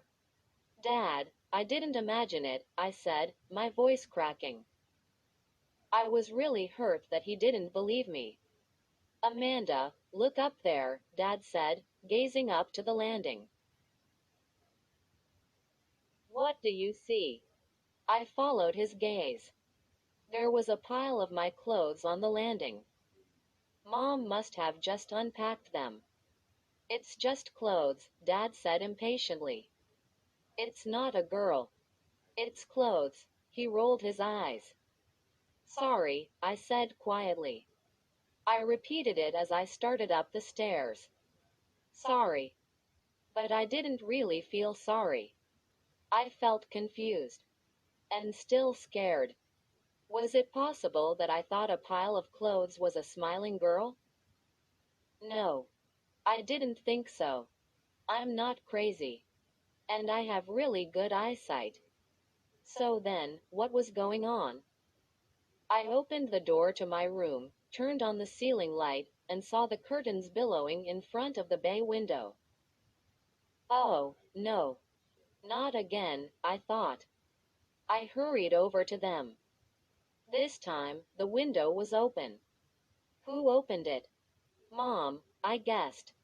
Warm, wet air blew into the room. The sky was heavy and gray. It smelled like rain. 25. Turning to my bed, I had another shock. Someone had laid out an outfit for me. A pair of faded jeans and a pale blue, sleeveless t-shirt. They were spread out side by side at the foot of the bed. Who had put them there? Mom? I stood at the doorway and called to her. Mom? Mom? Did you pick out clothes for me? I could hear her shout something from downstairs, but I couldn't make out the words. Calm down, Amanda, I told myself. Calm down. Of course. Mom pulled the clothes out. Of course. Mom put them there. From the doorway, I heard whispering in my closet. Whispering and hushed giggling behind the closet door. This was the last straw. What's going on here? I yelled at the top of my lungs. I stormed over to the closet and pulled open the door. Frantically, I pushed clothes out of the way. No one in there. Mice? I thought. Had I heard the mice that Dad was talking about? I've got to get out of here, I said aloud. The room, I realized, was driving me crazy. No. I was driving myself crazy, imagining all of these weird things. There was a logical explanation for everything. Everything. As I pulled up my jeans and fastened them, I said the word logical over and over in my mind. I said it so many times that it didn't sound like a real word anymore. Calm down, Amanda. Calm down. I took a deep breath and held it to 10. Boo. Josh, cut it out. You didn't scare me, I told him, sounding more cross than I had meant to. Let's get out of here, he said, staring at me from the doorway. This place gives me the creeps. Huh? You, too? I exclaimed. What's your problem? He started to say something, then stopped. He suddenly looked embarrassed. Forget it, he muttered. No, tell me, I insisted. What were you going to say? He kicked at the floor molding. I had a really creepy dream last night, he finally admitted, looking past me to the fluttering curtains at the window. A dream? I remembered my horrible dream. Yeah. There were these two boys in my room. And they were mean. What did they do? I asked. I don't remember, Josh said, avoiding my eyes. I just remember they were scary. And what happened? I asked, turning to the mirror to brush my hair. I woke up, he said. And then added impatiently, come on. Let's go. Did the boys say anything to you? I asked. 26. No. I don't think so, he answered thoughtfully. They just laughed. Laughed? Well, giggled, sort of, Josh said. I don't want to talk about it anymore, he snapped. Are we going for this dumb walk, or not? Okay. I'm ready, I said, putting down my brush, taking one last look in the mirror. Let's go on this dumb walk. I followed him down the hall. As we passed the stack of clothes on the landing, I thought about the girl I had seen standing there. And I thought about the boy in the window when we first arrived. And the two boys Josh had seen in his dream. I decided it proved that Josh and I were both really nervous about moving to this new place. Maybe Mom and Dad were right. We were letting our imaginations run away with us. It had to be our imaginations. I mean, what else could it be? 27. 9. A few seconds later, we stepped into the backyard to get Petty. He was as glad to see us as ever, leaping on us with his muddy paws, yapping excitedly, running in frantic circles through the leaves. It cheered me up just to see him. It was hot and muggy even though the sky was gray. There was no wind at all. The heavy, old trees stood as still as statues. We headed down the gravel driveway toward the street, our sneakers kicking at the dead, brown leaves, Petty running in zigzags at our sides, first in front of us, then behind. At least Dad hasn't asked us to rake all these old leaves, Josh said. He will, I warned. I don't think he's unpacked the rake yet. Josh made a face. We stood at the curb, looking up at our house, the two second-floor bay windows staring back at us like eyes. The house next door, I noticed for the first time, was about the same size as ours, except it was shingle instead of brick. The curtains in the living room were drawn shut.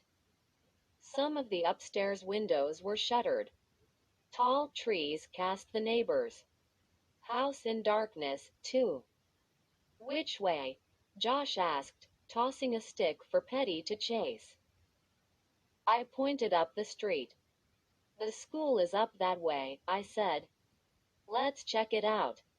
The road sloped uphill. Josh picked up a small tree branch from the side of the road and used it as a walking stick. Petty kept trying to chew on it while Josh walked. We didn't see anyone on the street or in any of the front yards we passed. No cars went by. I was beginning to think the whole town was deserted, until the boy stepped out from behind the low ledge. He popped out so suddenly, both Josh and I stopped in our tracks. "Hi," he said shyly, giving us a little wave. "Hi," Josh and I answered at the same time. Then, before we could pull him back, Petty ran up to the boy, sniffed his sneakers, and began snarling and barking. The boy stepped back and raised his hands as if he were protecting himself. He looked really frightened. "Petty, stop," I cried. Josh grabbed the dog and picked him up, but he kept growling. "He doesn't bite," I told the boy. "He usually doesn't bark, either." "I'm sorry." "That's okay," the boy said, staring at Petty, who was squirming to get out of Josh's arms. "He probably smells something on me." "Petty, stop," I shouted. The dog wouldn't stop squirming. "You don't want the leash, do you?" 28. The boy had short, wavy blonde hair and very pale blue eyes. He had a funny turned-up nose that seemed out of place on his serious-looking face. He was wearing a maroon long-sleeved sweatshirt despite the mugginess of the day, and black straight-legged jeans. He had a blue baseball cap stuffed into the back pocket of his jeans. "I'm Amanda Benson," I said. "And this is my brother Josh." Josh hesitantly put Petty back on the ground. The dog yipped once, stared up at the boy, whimpered softly, then sat down on the street and began to scratch himself. "I'm Ray Thurston," the boy said, stuffing his hands into his jeans pockets, still staring warily at Petty. He seemed to relax a little, though, seeing that the dog had lost interest in barking and growling at him. I suddenly realized that Ray looked familiar. Where had I seen him before? Where? I stared hard at him until I remembered. And then I gasped in sudden fright. Ray was the boy in my room. The boy in the window. "You," I stammered accusingly. "You were in our house." He looked confused. "Huh? You were in my room, right?" I insisted. He laughed. "I don't get it," he said. "In your room?" Petty raised his head and gave a low growl in Ray's direction. Then he went back to his serious scratching. "I thought I saw you," I said, beginning to feel a little doubtful. "Maybe it wasn't him. Maybe." "I haven't been in your house in a long time," Ray said, looking down warily at Petty. "A long time?" "Yeah. I used to live in your house," he replied. "Huh?" Josh and I stared at him in surprise. "Our house?" Ray nodded. "When we first moved here," he said. He picked up a flat pebble and heaved it down the street. Petty growled, started to chase it, changed his mind, and plopped back down on the street, his stub of a tail wagging excitedly. Heavy clouds lowered across the sky. It seemed to grow darker. "Where do you live now?" I asked. Ray tossed another stone, then pointed up the road. "Did you like our house?" Josh asked Ray. "Yeah, it was okay," Ray told him. "Nice and shady." "You liked it?" Josh cried. "I think it's gross. It's so dark and—" Petty interrupted. He decided to start barking at Ray again, running up till he was a few inches in front of Ray, then backing away. Ray took a few cautious steps back to the edge of the curb. Josh pulled the leash from the pocket of his shorts. "Sorry, Petty," he said. I held the growling dog while Josh attached the leash to his collar. "He's never done this before." "Really," I said, apologizing to Ray. 29. The leash seemed to confuse Petty. He tugged against it, pulling Josh across the street. But at least he stopped barking. "Let's do something," Josh said impatiently. "Like what?" Ray asked, relaxing again now that Petty was on the leash. We all thought for a while. "Maybe we could go to your house," Josh suggested to Ray. Ray shook his head. "No. I don't think so," he said. "Not now anyway." "Where is everyone?" I asked, looking up and down the empty street. "It's really dead around here, huh?" He chuckled. "Yeah. I guess you could say that," he said. "Want to go to the playground behind the school?" "Yeah." "Okay," I agreed. The three of us headed up the street, Ray leading the way, me walking a few feet behind him, Josh holding his tree branch in one hand, the leash in the other, Petty running this way, then that, giving Josh a really hard time. We didn't see the gang of kids till we turned the corner. There were 10 or 12 of them, mostly boys but a few girls, too. They were laughing and shouting, shoving each other playfully as they came toward us down the center of the street. Some of them, I saw, were about my age. The rest were teenagers. They were wearing jeans and dark t-shirts. One of the girls stood out because she had long, straight blonde hair and was wearing green spandex tights. "Hey, look," a tall boy with slicked back black hair cried, pointing at us. Seeing Ray, Josh, and me, they grew quiet but didn't stop moving toward us. A few of them giggled, as if they were enjoying some kind of private joke. The three of us stopped and watched them approach. I smiled and waited to say hi. Petty was pulling at his leash and barking his head off. "Hi, guys," the tall boy with the black hair said, grinning. The others thought this was very funny for some reason. They laughed. The girl in the green tights gave a short, red-haired boy a shove that almost sent him sprawling into me. "How's it going, Ray?" a girl with short black hair asked, smiling at Ray. "Not bad." "Hi, guys," Ray answered. He turned to Josh and me. "These are some of my friends. They're all from the neighborhood." "Hi," I said, feeling awkward. I wished Petty would stop barking and pulling at his leash like that. Poor Josh was having a terrible time holding on to him. "This is George Carpenter," Ray said, pointing to the short, red-haired boy, who nodded. "And Jerry Franklin, Karen Somerset, Bill Gregory," he went around the circle, naming each kid. I tried to remember all the names but, of course it was impossible.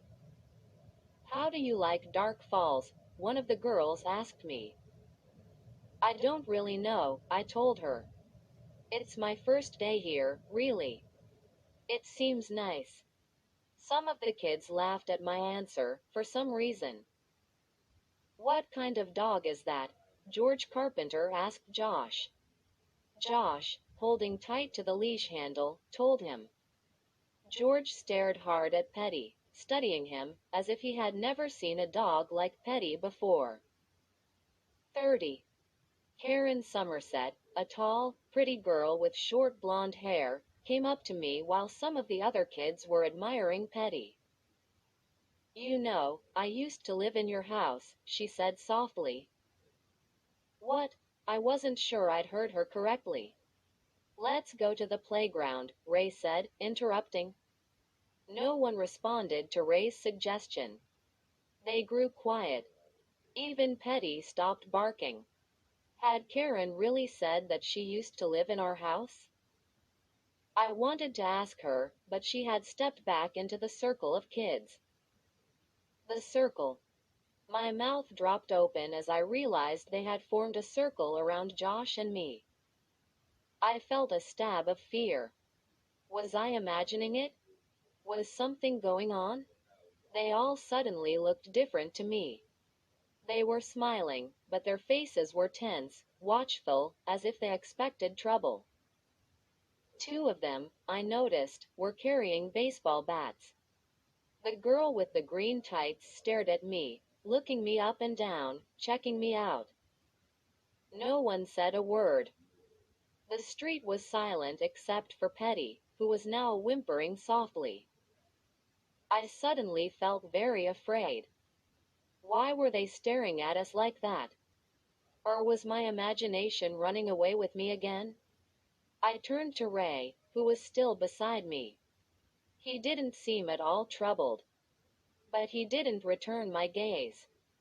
Hey, guys, I said. What's going on?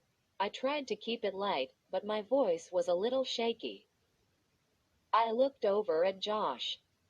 He was busy soothing Petty and hadn't noticed that things had changed.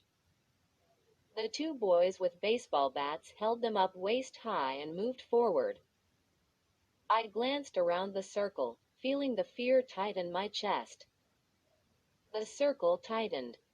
The kids were closing in on us. 31. 10. The black clouds overhead seemed to lower. The air felt heavy and damp. Josh was fussing with Petey's collar and still didn't see what was happening. I wondered if Ray was going to say anything, if he was going to do anything to stop them. But he stayed frozen and expressionless beside me. The circle grew smaller as the kids closed in. I realized I'd been holding my breath. I took a deep breath and opened my mouth to cry out. Hey, kids, what's going on?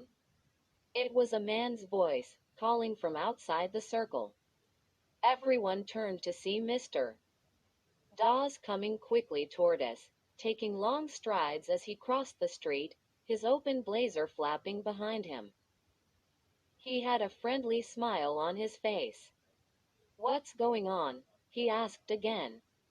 He didn't seem to realize that the gang of kids had been closing in on Josh and me. We're heading to the playground, George Carpenter told him, twirling the bat in his hand. You know. To play softball. Good deal, mister. Dawes said, pulling down his striped tie, which had blown over his shoulder. He looked up at the darkening sky. Hope you don't get rained out. Several of the kids had backed up. They were standing in small groups of 2 and 3 now. The circle had completely broken up. Is that bat for softball or hardball, mister? Dawes asked George. George doesn't know, another kid replied quickly. He's never hit anything with it. The kids all laughed. George playfully menaced the kid, pretending to come at him with the bat. Mister. Dawes gave a little wave and started to leave. But then he stopped, and his eyes opened wide with surprise. Hey, he said, flashing me a friendly smile. Josh. Amanda. I didn't see you there. Good morning, I muttered. I was feeling very confused. A moment ago, I'd felt terribly scared. Now everyone was laughing and kidding around. Had I imagined that the kids were moving in on us? Ray and Josh hadn't seemed to notice anything peculiar. Was it just me and my overactive imagination? What would have happened if Mr. Dawes hadn't come along? How are you two getting along in the new house, Mr. Dawes asked, smoothing back his wavy blonde hair. Okay, Josh and I answered together. Looking up at Mr. Dawes, Petty began to bark and pull at the leash. 32. Mr. Dawes put an exaggerated hurt expression on his face. I'm crushed, he said. Your dog still doesn't like me. He bent over Petty. Hey, dog, lighten up. Petty barked back angrily. He doesn't seem to like anybody. Today, I told Mr. Dawes apologetically. Mr. Dawes stood back up and shrugged. Can't win 'em all. He started back to his car, parked a few yards down the street. I'm heading over to your house, he told Josh and me. Just want to see if there's anything I can do to help your parents. Have fun, kids. I watched him climb into his car and drive away. He's a nice guy, Ray said. Yeah, I agreed. I was still feeling uncomfortable, wondering what the kids would do now that Mr. Dawes was gone. Would they form that frightening circle again? No. Everyone started walking, heading down the block to the playground behind the school. They were kidding each other and talking normally, and pretty much ignored Josh and me. I was starting to feel a little silly. It was obvious that they hadn't been trying to scare Josh and me. I must have made the whole thing up in my mind. I must have. At least, I told myself, I hadn't screamed or made a scene. At least I hadn't made a total fool of myself. The playground was completely empty. I guessed that most kids had stayed inside because of the threatening sky. The playground was a large, flat grassy field, surrounded on all four sides by a tall metal fence.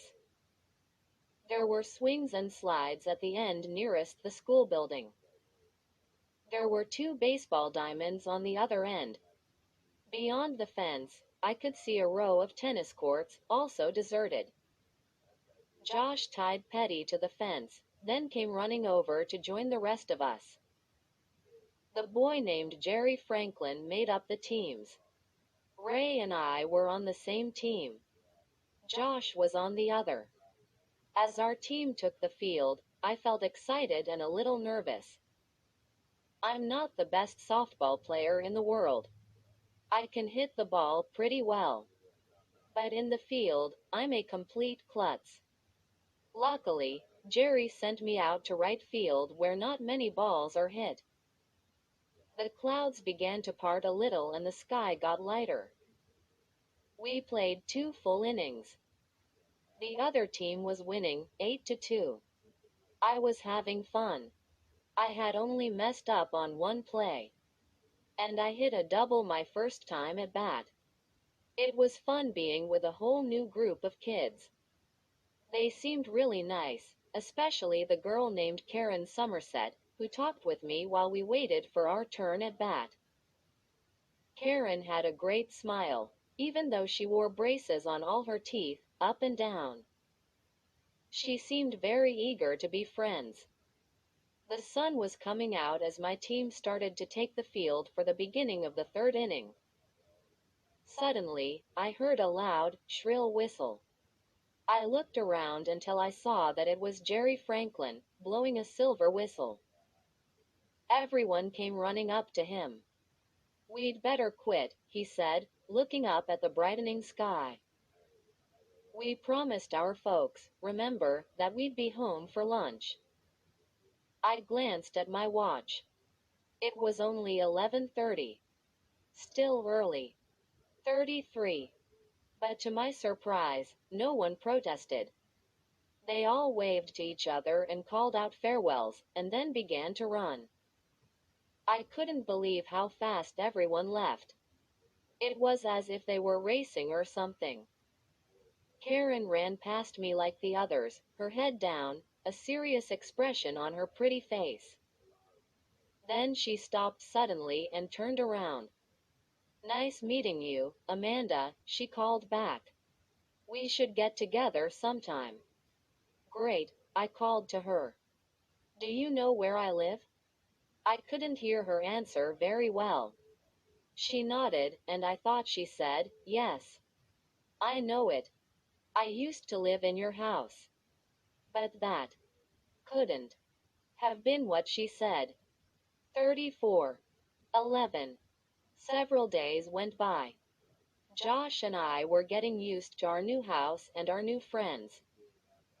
The kids we met every day at the playground weren't exactly friends yet. They talked with Josh and me, and let us on their teams. But it was really hard to get to know them. In my room, I kept hearing whispers late at night, and soft giggling, but I forced myself to ignore it. One night, I thought I saw a girl dressed all in white at the end of the upstairs hall. But when I walked over to investigate, there was just a pile of dirty sheets and other bedclothes against the wall. Josh and I were adjusting, but Petty was still acting really strange. We took him with us to the playground every day, but we had to leash him to the fence. Otherwise, he'd bark and snap at all the kids. "He's still nervous being in a new place," I told Josh. "He'll calm down." But Petty didn't calm down. And about 2 weeks later, we were finishing up a softball game with Ray and Karen Somerset and Jerry Franklin and George Carpenter and a bunch of other kids, when I looked over to the fence and saw that Petty was gone. Somehow he had broken out of his leash and run away. We looked for hours, calling, "Petty," wandering from block to block, searching front yards and backyards, empty lots and woods. Then, after circling the neighborhood twice, Josh and I suddenly realized we had no idea where we were. The streets of Dark Falls looked the same. They were all lined with sprawling old brick or shingle houses, all filled with shady old trees. "I don't believe it. We're lost," Josh said, leaning against a tree trunk, trying to catch his breath. "That stupid dog," I muttered, my eyes searching up the street. "Why did he do this? He's never run away before." "I don't know how he got loose," Josh said, shaking his head, then wiping his sweaty forehead with the sleeve of his t-shirt. "I tied him up really well." "Hey, maybe he ran home," I said. The idea immediately cheered me up. "Yeah." Josh stepped away from the tree and headed back over to me. "I'll bet you're right, Amanda. He's probably been home for hours." "Wow. We've been stupid. We should have checked home first. Let's go." "Well," I said, looking around at the empty yards, "we just have to figure out which way is home." I looked up and down the street, trying to figure out which way we'd turned when we left the school playground. I couldn't remember, so we just started walking. 35. Luckily, as we reached the next corner, the school came into sight. We had made a full circle. It was easy to find our way from there. Passing the playground, I stared at the spot on the fence where Petty had been tied. That troublemaking dog. He'd been acting so badly ever since we came to Dark Falls. Would he be home when we got there? I hoped so. A few minutes later, Josh and I were running up the gravel driveway, calling the dog's name at the top of our lungs. The front door burst open and Mom, her hair tied in a red bandana, the knees of her jeans covered with dust, leaned out. She and Dad had been painting the back porch. "Where have you two been?" "Lunchtime was 2 hours ago." Josh and I both answered at the same time. "Is Petty here?" "We've been looking for Petty." "Is he here?" Mom's face filled with confusion. "Petty? I thought he was with you." My heart sank. Josh slumped to the driveway with a loud sigh, sprawling flat on his back in the gravel and leaves. "You haven't seen him?" I asked, my trembling voice showing my disappointment. "He was with us, but he ran away." "Oh, I'm sorry," Mom said, motioning for Josh to get up from the driveway. "He ran away? I thought you've been keeping him on a leash." "You've got to help us find him," Josh pleaded, not budging from the ground. "Get the car. We've got to find him, right now." "I'm sure he hasn't gotten far," Mom said. "You must be starving. Come in and have some lunch and then we'll—" "No. Right now," Josh screamed. "What's going on, Dad?"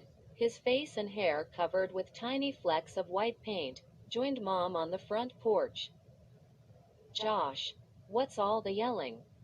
We explained to Dad what had happened. He said he was too busy to drive around looking for Petty. Mom said she'd do it, but only after we had some lunch. I pulled Josh up by both arms and dragged him into the house. We washed up and gulped down some peanut butter and jelly sandwiches.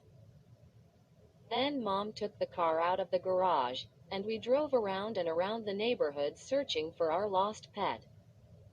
With no luck. No sign of him. Josh and I were miserable. Heartbroken. Mom and Dad called the local police. Dad kept saying that Petty had a good sense of direction, that he'd show up any minute. But we didn't really believe it. Where was he? The four of us ate dinner in silence. It was the longest, most horrible evening of my life. "I tied him up really good," Josh repeated, close to tears, his dinner plate still full. "Dogs are great escape artists," Dad said, "don't worry. He'll show up." 36. Some night for a party, Mom said glumly. I'd completely forgotten that they were going out. Some neighbors on the next block had invited them to a big potluck dinner party. "I sure don't feel like partying, either," Dad said with a sigh. "I'm beat from painting all day. But I guess we have to be neighborly." "Sure you kids will be okay here?" "Yeah, I guess," I said, thinking about Petty. I kept listening for his bark, listening for scratching at the door. But no. The hours dragged by. Petty still hadn't shown up by bedtime. Josh and I both slinked upstairs. I felt really tired, weary from all the worrying and the running around and searching for Petty, I guess. But I knew I'd never be able to get to sleep. In the hall outside my bedroom door, I heard whispering from inside my room and quiet footsteps. The usual sounds my room made. I wasn't at all scared of them or surprised by them anymore. Without hesitating, I stepped into my room and clicked on the light. The room was empty, as I knew it would be. The mysterious sounds disappeared. I glanced at the curtains, which lay straight and still. Then I saw the clothes strewn all over my bed. Several pairs of jeans. Several t-shirts. A couple of sweatshirts. My only dress-up skirt. That's strange, I thought. Mom was such a neat freak. If she had washed these things, she surely would have hung them up or put them into dresser drawers. Sighing wearily, I started to gather up the clothes and put them away. I figured that Mom simply had too much to do to be bothered. She had probably washed the stuff and then left it here for me to put away. Or she had put it all down, planning to come back later and put it away, and then got busy with other chores. Half an hour later, I was tucked into my bed wide awake, staring at the shadows on the ceiling. Sometime after that, I lost track of the time. I was still wide awake, still thinking about Petty, thinking about the new kids I'd met, thinking about the new neighborhood, when I heard my bedroom door creak and swing open. Footsteps on the creaking floorboards. I sat up in the darkness as someone crept into my room. Amanda, SSSHH, it's me. Alarmed, it took me a few seconds to recognize the hushed whisper. Josh, what do you want? What are you doing in here? I gasped as a blinding light forced me to cover my eyes. Oops. Sorry, Josh said. My flashlight. I didn't mean to. Ow, that's bright, I said, blinking. He aimed the powerful beam of white light up at the ceiling. Yeah. It's a halogen flashlight, he said. Well, what do you want? I asked irritably. I still couldn't see well. I rubbed my eyes, but it didn't help. 37. I know where Petty is, Josh whispered, and I'm going to go get him. Come with me? Huh? I looked at the little clock on my bed table. It's after midnight, Josh. So? It won't take long. Really? My eyes were nearly normal by now. Staring at Josh in the light from the halogen flashlight, I noticed for the first time that he was fully dressed in jeans and a long-sleeved t-shirt. I don't get it, Josh, I said, swinging around and putting my feet on the floor. We looked everywhere. Where do you think Petty is? In the cemetery, Josh answered. His eyes looked big and dark and serious in the white light. Huh? That's where he ran the first time, remember? When we first came to Dark Falls. He ran to that cemetery just past the school. Now, wait a minute, I started. We drove past it this afternoon, but we didn't look inside. He's there, Amanda. I know he is. And I'm going to go get him whether you come or not. Josh, calm down, I said, putting my hands on his narrow shoulders. I was surprised to discover that he was trembling. There's no reason for Petty to be in that cemetery. That's where he went the first time, Josh insisted. He was looking for something there that day. I could tell. I know he's there again, Amanda. He pulled away from me. Are you coming or not? My brother has to be the stubbornest, most headstrong person in the world. Josh, you're really going to walk into a strange cemetery so late at night? I asked. I'm not afraid, he said, shining the bright light around my room. For a brief second, I thought the light caught someone, lurking behind the curtains. I opened my mouth to cry out. But there was no one there. You coming or not? He repeated impatiently. I was going to say no. But then, glancing at the curtains, I thought, it's probably no more spooky out there in that cemetery than it is here in my own bedroom. Yeah. Okay, I said grudgingly. Get out of here and let me get dressed. Okay, he whispered, turning off the flashlight, plunging us into blackness. Meet me down at the end of the driveway. Josh. One quick look at the cemetery, then we hurry home. Got it? I told him. Yeah. Right. We'll be home before Mom and Dad get back from that party. He crept out. I could hear him making his way quickly down the stairs. This is the craziest idea ever. I told myself as I searched in the darkness for some clothes to pull on. And it was also kind of exciting. Josh was wrong. No doubt about it. Petty wouldn't be hanging around in that cemetery now. Why on earth should he? But at least it wasn't a long walk. And it was an adventure. Something to write about to Kathy back home. 38. And if Josh happened to be right, and we did manage to find poor, lost Petty, well, that would be great, too. A few minutes later, dressed in jeans and a sweatshirt, I crept out of the house and joined Josh at the bottom of the driveway. The night was still warm. A heavy blanket of clouds covered the moon. I realized for the first time that there were no streetlights on our block. Josh had the halogen flashlight on, aimed down at our feet. "You ready?" he asked. Dumb question. Would I be standing there if I weren't ready? We crunched over dead leaves as we headed up the block, toward the school. From there, it was just 2 blocks to the cemetery. "It's so dark," I whispered. The houses were black and silent. There was no breeze at all. It was as if we were all alone in the world. "It's too quiet," I said, hurrying to keep up with Josh. "No crickets or anything. Are you sure you really want to go to the cemetery?" "I'm sure," he said, his eyes following the circle of light from the flashlight as it bumped over the ground. "I really think Petty is there." We walked in the street, keeping close to the curb. We had gone nearly 2 blocks.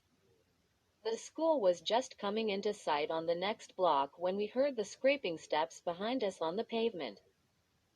Josh and I both stopped. He lowered the light. We both heard the sounds. I wasn't imagining them.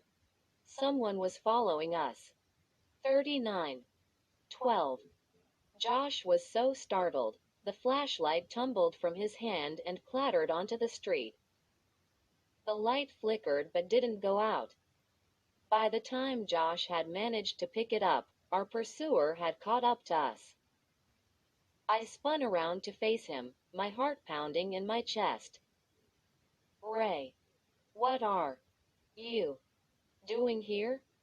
Josh aimed the light at Ray's face, but Ray shot his arms up to shield his face and ducked back into the darkness. "What are you two doing here?" he cried, sounding almost as startled as I did. You scared us," Josh said angrily, aiming the flashlight back down at our feet. "Sorry," Ray said. "I would have called out, but I wasn't sure it was you." "Josh has this crazy idea about where Petty might be," I told him, still struggling to catch my breath. "That's why we're out here." "What about you?" Josh asked Ray. "Well, sometimes I have trouble sleeping," Ray said softly. "Don't your parents mind you being out so late?" I asked. In the glow from the flashlight, I could see a wicked smile cross his face. "They don't know." "Are we going to the cemetery or not?" Josh asked impatiently. Without waiting for an answer, he started jogging up the road, the light bobbing on the pavement in front of him. I turned and followed, wanting to stay close to the light. "Where are you going?" Ray called, hurrying to catch up. "The cemetery," I called back. "No," Ray said. "You're not." His voice was so low, so threatening, that I stopped. "What? You're not going there," Ray repeated. I couldn't see his face. It was hidden in darkness. But his words sounded menacing. "Hurry," Josh called back to us. He hadn't slowed down. He didn't seem to notice the threat in Ray's words. "Stop, Josh," Ray called. It sounded more like an order than a request. "You can't go there." "Why not?" I demanded, suddenly afraid. Was Ray threatening Josh and me? Did he know something we didn't? Or was I making a big deal out of nothing once again?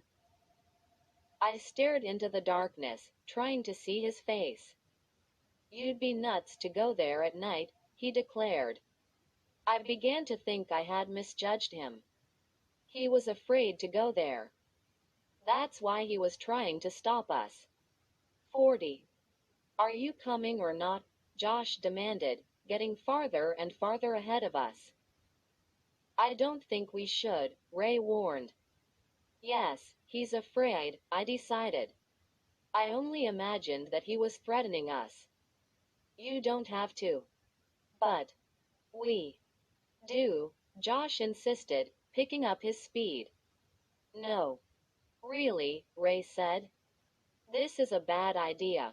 But now he and I were running side by side to catch up with Josh. Petey's there, Josh said. I know he is. We passed the dark, silent school.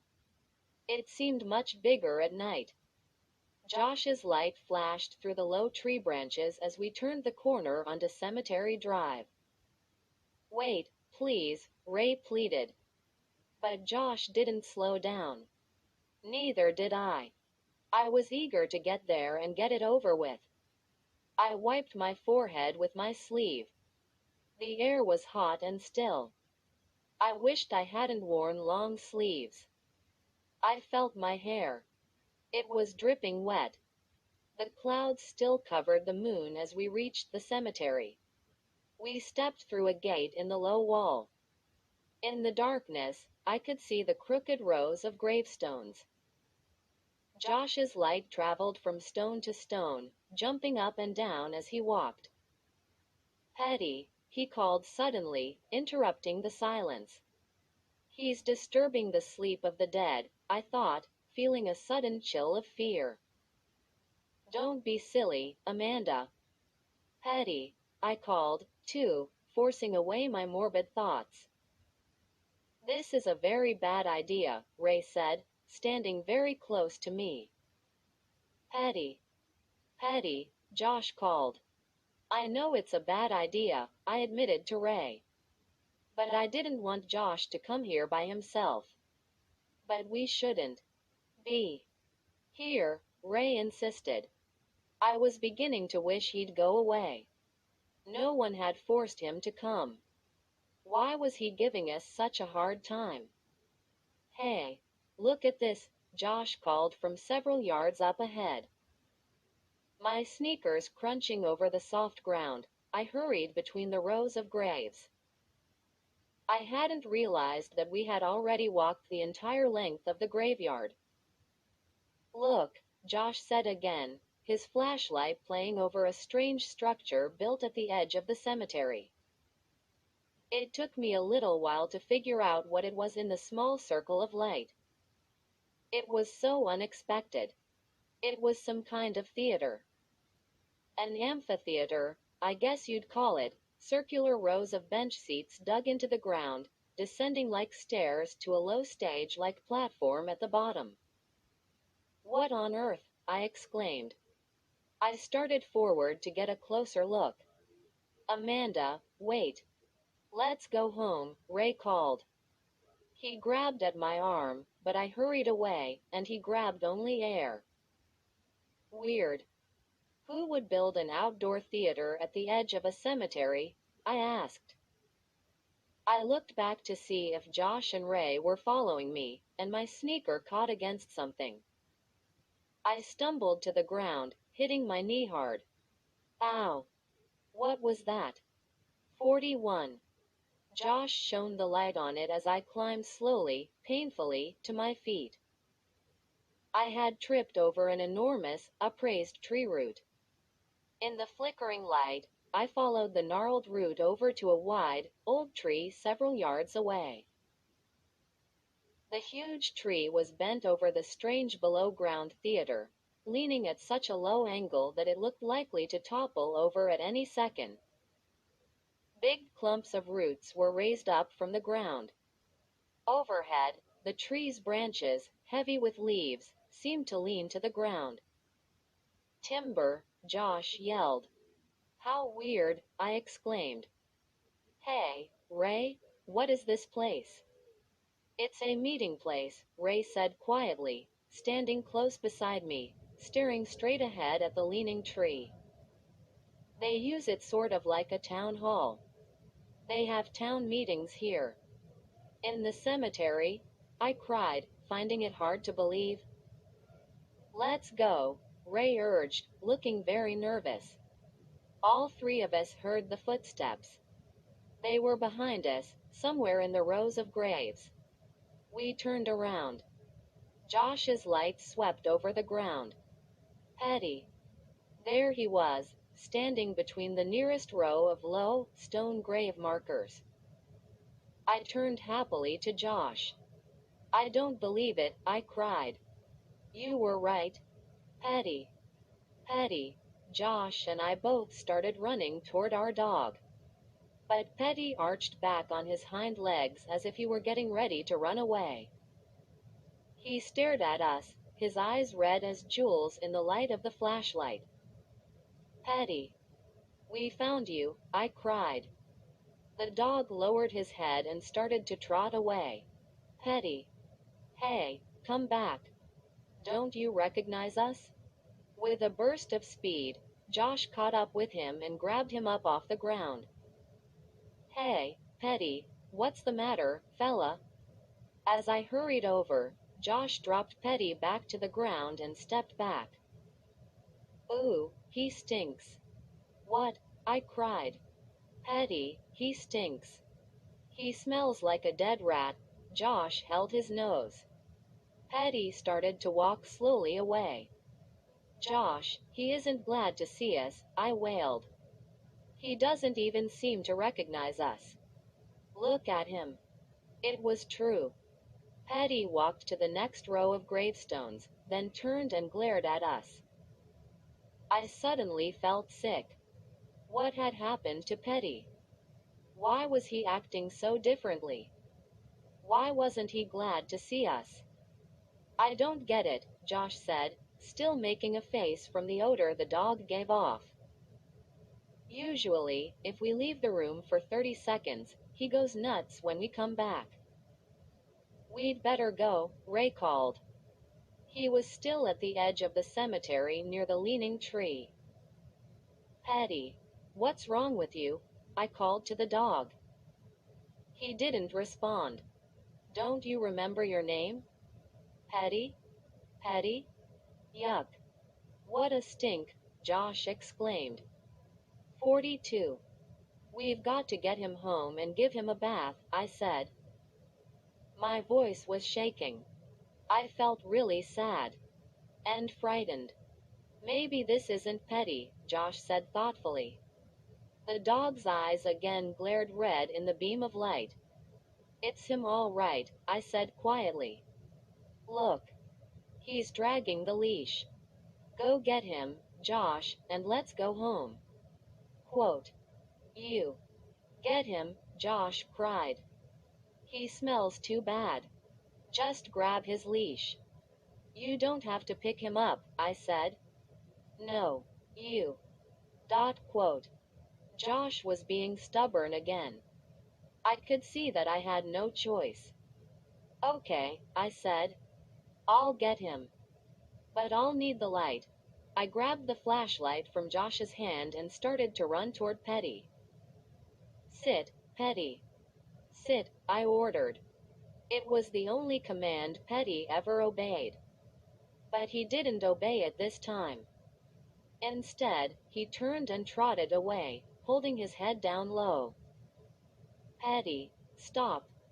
Petty, come on. I yelled, exasperated. Don't make me chase you. Don't let him get away, Josh yelled, running up behind me. I moved the flashlight from side to side along the ground.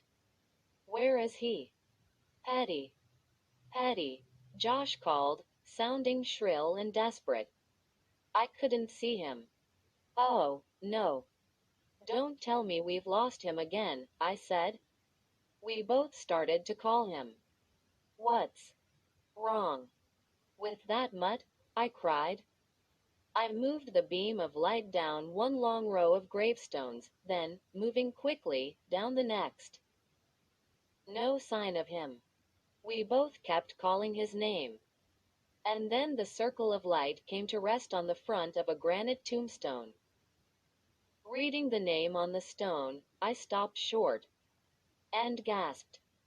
Josh. Look, I grabbed Josh's sleeve. I held on tight. Huh? What's wrong? His face filled with confusion. Look. The name on the gravestone. It was Karen Somerset. Josh read the name. He stared at me, still confused. That's my new friend Karen. The one I talked to on the playground every day, I said. Huh? It must be her grandmother or something, Josh said, and then added impatiently, come on. Look for Petty. No. Look at the dates, I said to him. We both read the dates under Karen Somerset's name. 1960 to 1972. It can't be her mother or grandmother, I said, keeping the beam of light on the stone despite my trembling hand. This girl died when she was 12. My age. And Karen is 12, too. She told me. Amanda, Josh scowled and looked away. 43. But I took a few steps and beamed the light onto the next gravestone. There was a name on it I'd never heard before. I moved on to the next stone. Another name I'd never heard. Amanda, come on, Josh whined. The next gravestone had the name George Carpenter on it. 1975 to 1988. Josh, look. It's George from the playground, I called. Amanda, we have to get Petty, he insisted. But I couldn't pull myself away from the gravestones. I went from one to the next, moving the flashlight over the engraved letters. To my growing horror, I found Jerry Franklin. And then Bill Gregory. All the kids we had played softball with. They all had gravestones here. My heart thudding, I moved down the crooked row, my sneakers sinking into the soft grass. I felt numb with fear. I struggled to hold the light steady as I beamed it onto the last stone in the row. Ray Thurston. 1977 to 1988. Huh? I could hear Josh calling me, but I couldn't make out what he was saying. The rest of the world seemed to fall away. I read the deeply etched inscription again. Ray Thurston. 1977 to 1988. I stood there, staring at the letters and numbers. I stared at them till they didn't make sense anymore, until they were just a gray blur. Suddenly, I realized that Ray had crept up beside the gravestone and was staring at me. Ray, I managed to say, moving the light over the name on the stone. Ray, this one is you! Exclamation mark quote. His eyes flared, glowing like dying embers. Yes, it's me, he said softly, moving toward me. I'm so sorry, Amanda. 44. 13. I took a step back, my sneakers sinking into the soft ground. The air was heavy and still. No one made a sound. Nothing moved. Dead. I'm surrounded by death, I thought. Then, frozen to the spot, unable to breathe, the darkness swirling around me, the gravestones spinning in their own black shadows, I thought, what is he going to do to me? Ray, I managed to call out. My voice sounded faint and far away. Ray, are you really dead? I'm sorry. You weren't supposed to find out yet, he said, his voice floating low and heavy on the stifling night air. But, how? I mean, I don't understand. I looked past him to the darting white light of the flashlight. Josh was several rows away, almost to the street, still searching for Petty. Petty, I whispered, dread choking my throat, my stomach tightening in horror. Dogs always know, Ray said in a low, flat tone. Dogs always recognize the living dead. That's why they have to go first. They always know. You mean, Petey's dead? I choked out the words. Ray nodded. They kill the dogs first. No, I screamed and took another step back, nearly losing my balance as I bumped into a low marble gravestone. I jumped away from it. You weren't supposed to see this, Ray said, his narrow face expressionless except for his dark eyes, which revealed real sadness. You weren't supposed to know. Not for another few weeks, anyway. I'm the watcher. I was supposed to watch, to make sure you didn't see until it was time. He took a step toward me, his eyes lighting up red, burning into mine. Were you watching me from the window? I cried. Was that you in my room? Again he nodded yes. I used to live in your house, he said, taking another step closer, forcing me back against the cold marble stone. I'm the watcher. I forced myself to look away, to stop staring into his glowing eyes. I wanted to scream to Josh to run and get help. But he was too far away. And I was frozen there, frozen with fear. We need fresh blood, Ray said. What? I cried. What are you saying? The town, it can't survive without fresh blood. None of us can. You'll understand soon, Amanda. You'll understand why we had to invite you to the house, to the dead house. 45. In the darting, zigzagging beam of light, I could see Josh moving closer, heading our way. Run, Josh, I thought. Run away. Fast. Get someone. Get anyone. Dot. I could think the words. Why couldn't I scream them?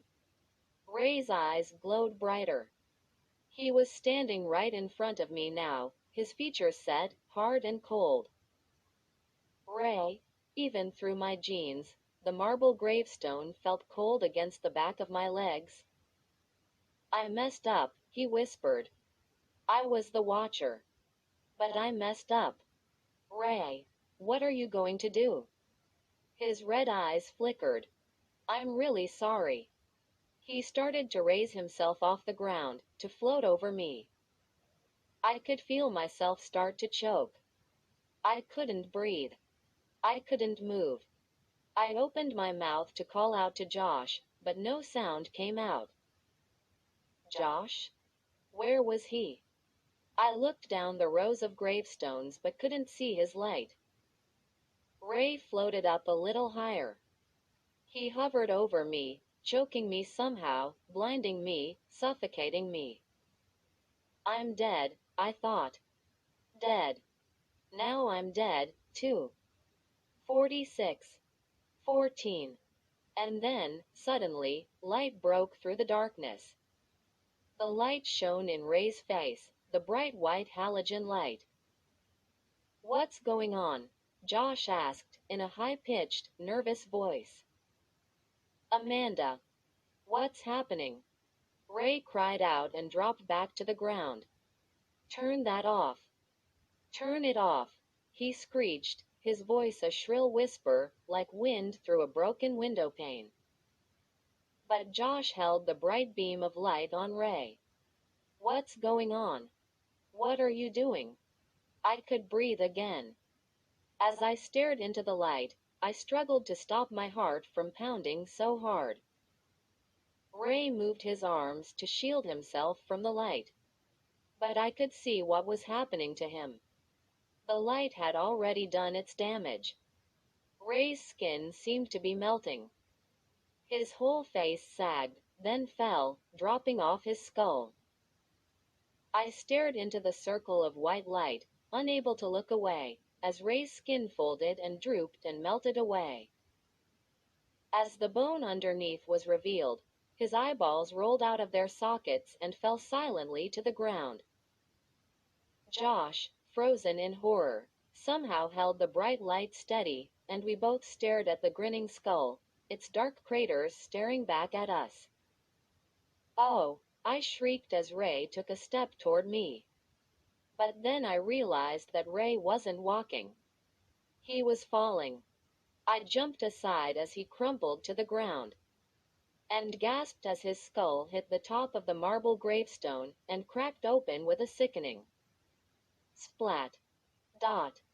"Come on," Josh shouted. "Amanda, come on." He grabbed my hand and tried to pull me away. But I couldn't stop staring down at Ray, now a pile of bones inside a puddle of crumpled clothes. "Amanda, come on." Then, before I even realized it, I was running beside Josh as fast as I could down the long row of graves toward the street.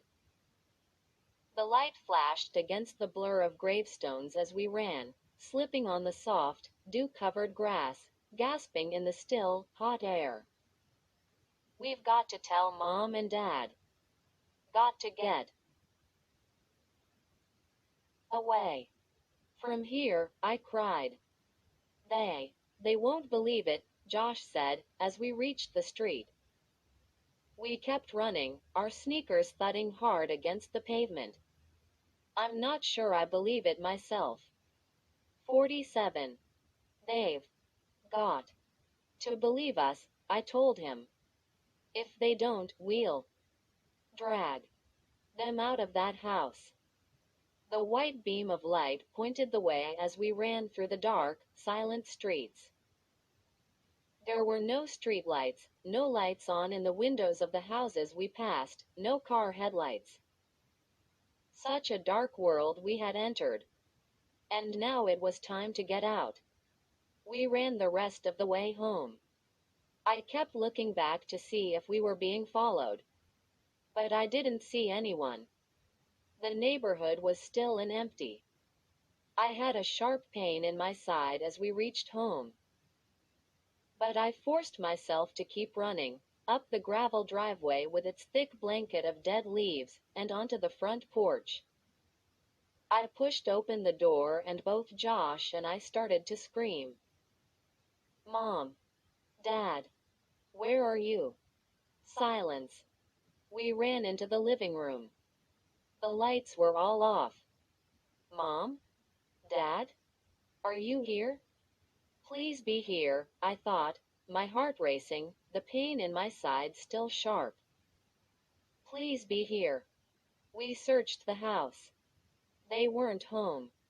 The potluck party, Josh suddenly remembered. Can they still be at that party? We were standing in the living room, both of us breathing hard. The pain in my side had let up just a bit. I had turned on all the lights, but the room still felt gloomy and menacing.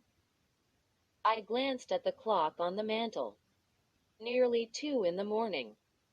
They should be home by now, I said, my voice shaky and weak. Where did they go? Did they leave a number? Josh was already on his way to the kitchen. I followed him, turning on lights as we went. We went right to the memo pad on the counter where Mom and Dad always leave us notes. Nothing. The pad was blank. "We've got to find them," Josh cried. He sounded very frightened. His wide eyes reflected his fear. "We have to get away from here. What if something has happened to them?" That's what I started to say. But I caught myself just in time. I didn't want to scare Josh any more than he was already. Besides, he'd probably thought of that, too. "Should we call the police?" he asked, as we walked back to the living room and peered out the front window into the darkness. "I don't know," I said, pressing my hot forehead against the cool glass. I just don't know what to do. I want them to be home. I want them here so we can all leave. What's your hurry? A girl's voice said from behind me. Josh and I both cried out and spun around. 48. Karen Somerset was standing in the center of the room, her arms crossed over her chest. But you're dead, I blurted out. She smiled, a sad smile, a bitter smile. And then two more kids stepped in from the hallway. One of them clicked off the lights. Too bright in here, he said. They moved next to Karen. And another kid, Jerry Franklin, another dead kid, appeared by the fireplace. And I saw the girl with short black hair, the one I had seen on the stairs, move beside me by the curtains. They were all smiling, their eyes glowing dully in the dim light, all moving in on Josh and me. What do you want? I screamed in a voice I didn't even recognize. What are you going to do? We used to live in your house, Karen said softly. Huh? I cried. We used to live in your house, George said. And now, guess what? Jerry added. Now we're dead in your house. The others started to laugh, crackling, dry laughs, as they all closed in on Josh and me. 49. 15. They're going to kill us, Josh cried. I watched them move forward in silence. Josh and I had backed up to the window. I looked around the dark room for an escape route. But there was nowhere to run. Karen, you seemed so nice, I said. The words just tumbled out. I hadn't thought before I said them. Her eyes glowed a little brighter. I was nice, she said in a glum monotone. Until I moved here. We were all nice, George Carpenter said in the same low monotone. But now we're dead. Let us go, Josh cried, raising his hands in front of him as if to shield himself. Please, let us go. They laughed again, the dry, hoarse laughter. Dead laughter. Don't be scared, Amanda, Karen said. Soon you'll be with us. That's why they invited you to this house. Huh? I don't understand, I cried, my voice shaking. This is the dead house. This is where everyone lives when they first arrive in Dark Falls. When they're still alive. This seemed to strike the others as funny. They all snickered and laughed. But our great-uncle, Josh, started. Karen shook her head, her eyes glowing with amusement. No. Sorry, Josh. No, great-uncle. It was just a trick to bring you here. Once every year, someone new has to move here. Other years, it was us. We lived in this house until we died. This year, it's your turn. We need new blood, Jerry Franklin said, his eyes glowing red in the dim light. Once a year, you see, we need new blood.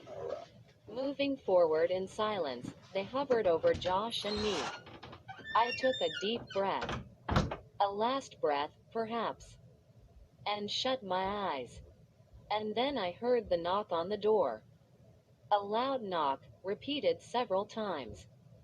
I opened my eyes. The ghostly kids all vanished.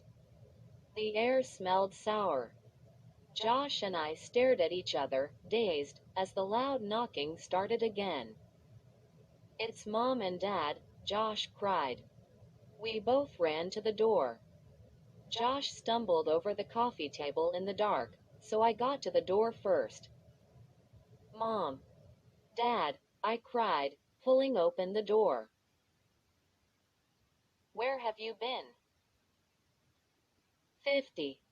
I reached out my arms to hug them both, and stopped with my arms in the air. My mouth dropped open and I uttered a silent cry. Mr. Dawes, Josh exclaimed, coming up beside me. We thought. Oh, Mr. Dawes, I'm so glad to see you, I cried happily, pushing open the screen door for him. Kids, you're okay? He asked, eyeing us both, his handsome face tight with worry. Oh, thank God, he cried. I got here in time. Mr. Dawes, I started, feeling so relieved, I had tears in my eyes. He grabbed my arm. There's no time to talk, he said, looking behind him to the street. I could see his car in the driveway. The engine was running. Only the parking lights were on. I've got to get you kids out of here while there's still time. Josh and I started to follow him, then hesitated. What if Mr. Dawes was one of them? Hurry, Mr. Dawes urged, holding open the screen door, gazing nervously out into the darkness. I think we're in terrible danger. But I started, staring into his frightened eyes, trying to decide if we could trust him. I was at the party with your parents, Mr. Dawes said. All of a sudden, they formed a circle. Everyone. Around your parents and me. They started to close in on us. Just like when the kids started to close in on Josh and me, I thought. We broke through them and ran, Mr. Dawes said, glancing to the driveway behind him. Somehow the three of us got away. Hurry. We've all got to get away from here. Now. Exclamation mark quote. Josh, let's go, I urge. Then I turned to Mr. Dawes. Where are Mom and Dad? Come on. I'll show you. They're safe for now. But I don't know for how long. We followed him out of the house and down the driveway to his car. The clouds had parted. A sliver of moon shone low in a pale, early morning sky. There's something wrong with this whole town, Mr. Dawes said, holding the front passenger door open for me as Josh climbed into the back. I slumped gratefully into the seat, and he slammed the door shut. I know, I said, as he slid behind the wheel. Josh and I. We've got to get as far away as we can before they catch up with us, Mr. Dawes said, backing down the drive quickly, the tires sliding and squealing as he pulled onto the street. Yes, I agreed. Thank goodness you came. My house, it's filled with kids. Dead kids and... So you've seen them, Mr. Dawes said softly, his eyes wide with fear. He pushed down harder on the gas pedal. As I looked out into the purple darkness, a low, orange sun began to show over the green treetops. Where are our parents? I asked anxiously. There's a kind of outdoor theater next to the cemetery, Mr. Dawes said, staring straight ahead through the windshield, his eyes narrow, his expression tense. It's 51. Built right into the ground, and it's hidden by a big tree. I left them there. I told them not to move. I think they'll be safe. I don't think anyone'll think to look there. We've seen it, Josh said. A bright light suddenly flashed on in the backseat. What's that, Mr. Dawes asked, looking into the rearview mirror. My flashlight, Josh answered, clicking it off. I brought it just in case. But the sun will be up soon. I probably won't need it. Mr. Dawes hit the brake and pulled the car to the side of the road. We were at the edge of the cemetery. I climbed quickly out of the car, eager to see my parents. The sky was still dark, streaked with violet now. The sun was a dark orange balloon just barely poking over the trees. Across the street, Beyond the jagged rows of gravestones, I could see the dark outline of the leaning tree that hid the mysterious amphitheater. Hurry, mister, Dawes urged, closing his car door quietly. I'm sure your parents are desperate to see you. We headed across the street, half walking, half jogging, Josh swinging the flashlight in one hand. Suddenly, at the edge of the cemetery grass, Josh stopped. Petty, he cried. I followed his gaze, and saw our white terrier walking slowly along a slope of gravestones. Petty, Josh yelled again, and began running to the dog. My heart sank. I hadn't had a chance to tell Josh what Ray had revealed to me about Petty. No, Josh, I called. Mister. Dawes looked very alarmed. We don't have time. We have to hurry, he said to me. Then he began shouting for Josh to come back. I'll go get him, I said, and took off, running as fast as I could along the rows of graves, calling to my brother. Josh. Josh, wait up. Don't go after him. Josh, Petty is dead. Exclamation mark quote. Josh had been gaining on the dog, which was ambling along, sniffing the ground, not looking up, not paying any attention to Josh.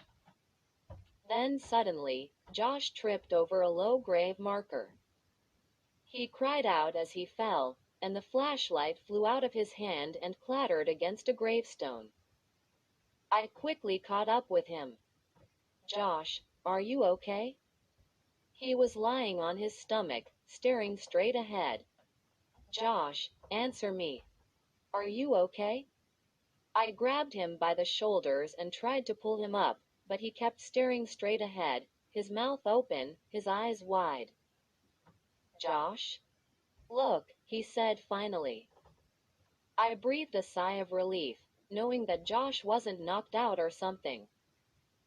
Look, he repeated, and pointed to the gravestone he had tripped over. I turned and squinted at the grave. I read the inscription, silently mouthing the words as I read. Compton Dawes. R.I.P. 1950 to 1980. My head began to spin. I felt dizzy. I steadied myself, holding on to Josh. 52. Compton Dawes. It wasn't his father or his grandfather. He had told us he was the only Compton in his family. So Mr. Dawes was dead, too. Dead. Dead. Dead. Dead as everyone else. He was one of them. One of the dead ones. Josh and I stared at each other in the purple darkness. Surrounded. Surrounded by the dead. Now what? I asked myself. Now what? 53. 16. Get up, Josh, I said, my voice a choked whisper. We've got to get away from here. But we were too late.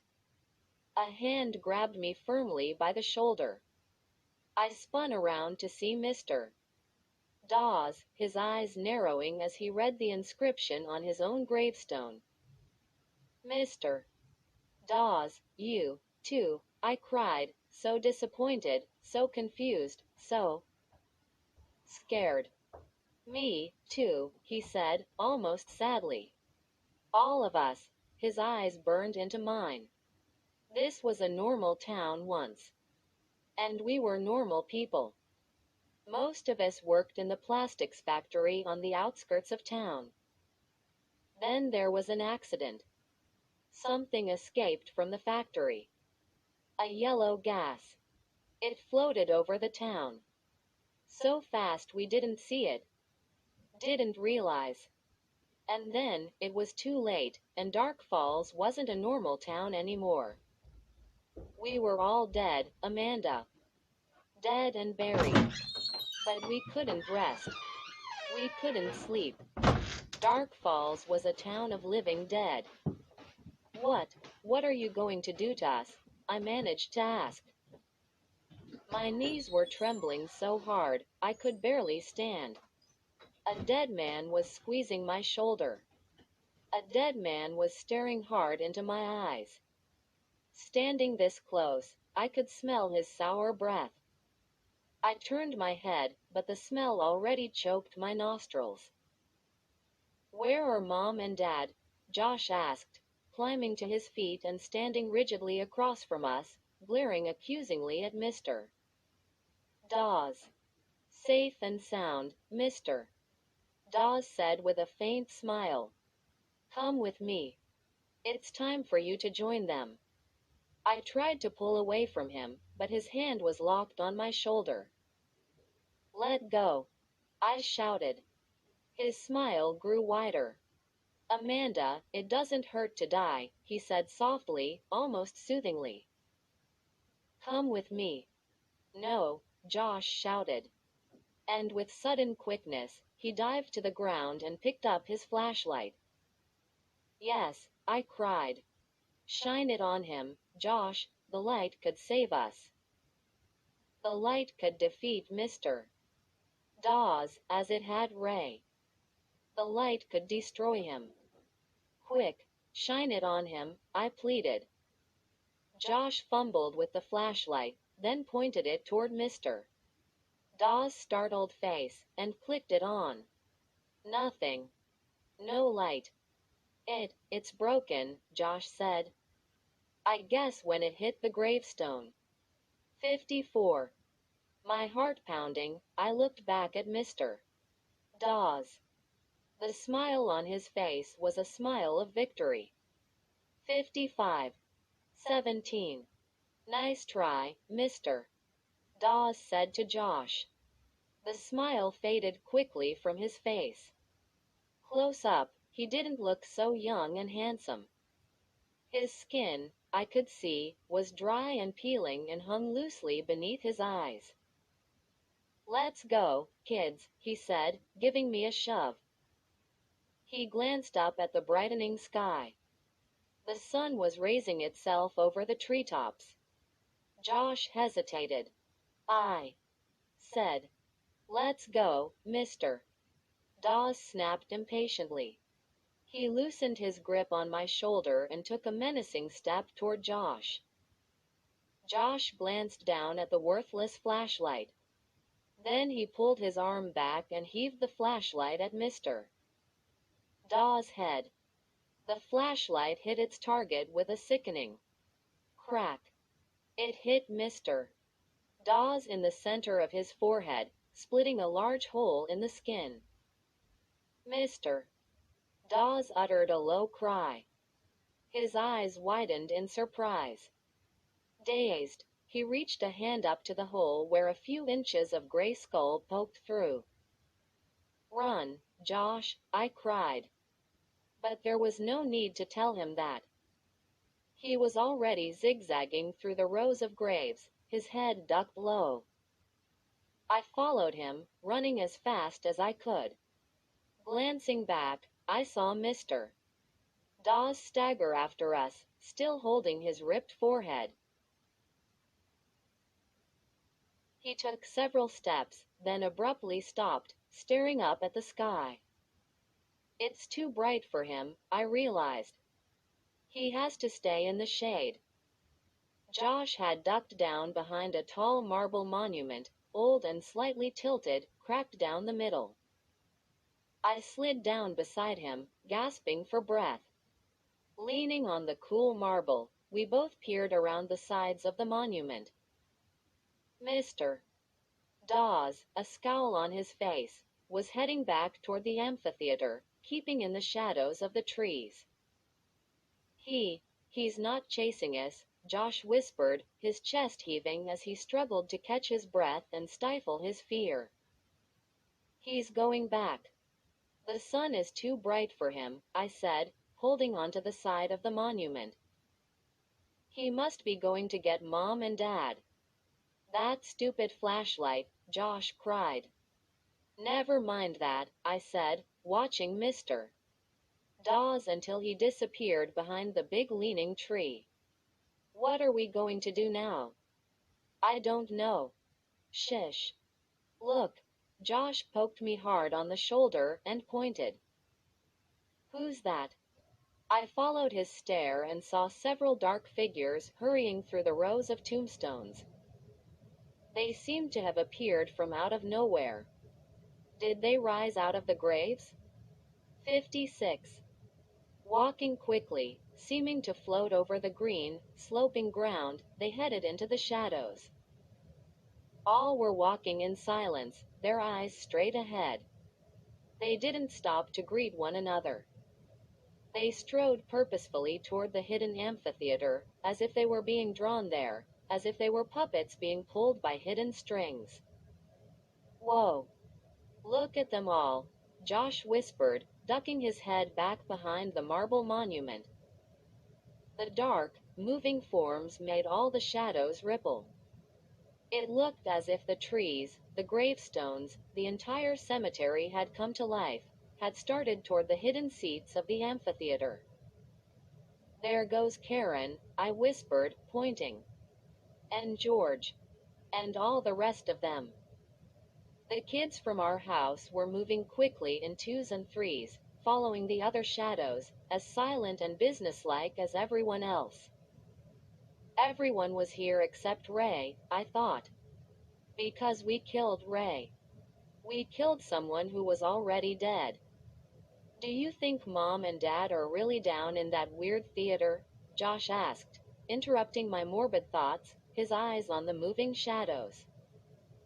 Come on, I said, taking Josh's hand and pulling him away from the monument. We've got to find out.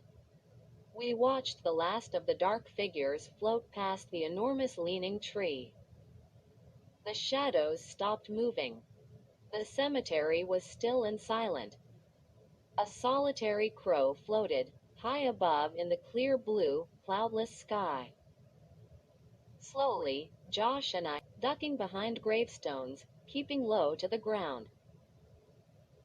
It was a struggle to move. I felt as if I weighed 500 pounds.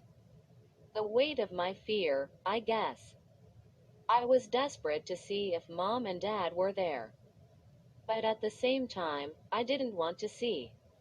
I didn't want to see them being held prisoner by Mr. Dawes and the others. I didn't want to see them killed.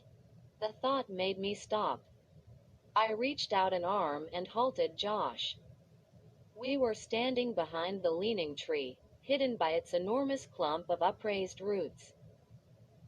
Beyond the tree, down in the theater below, I could hear the low murmur of voices. Are Mom and Dad there? Josh whispered. He started to poke his head around the side of the bent tree trunk, but I cautiously pulled him back. Be careful, I whispered. Don't let them see you. They're practically right beneath us. But I've got to know if Mom and Dad are really here, he whispered, his eyes frightened, pleading. Me, too, I agreed. We both leaned over the massive trunk. The bark felt smooth under my hands as I gazed into the deep shadows cast by the tree. 57. And then I saw them. Mom and Dad. They were tied up, back to back, standing in the center of the floor at the bottom of the amphitheater in front of everyone. They looked so uncomfortable, so terrified. Their arms were tied tightly down at their sides. Dad's face was bright red. Mom's hair was all messed up, hanging wildly down over her forehead, her head bowed. Squinting into the darkness cast by the tree, I saw Mr. Dawes standing beside them along with another, older man. And I saw that the rows of long benches built into the ground were filled with people. Not a single empty space.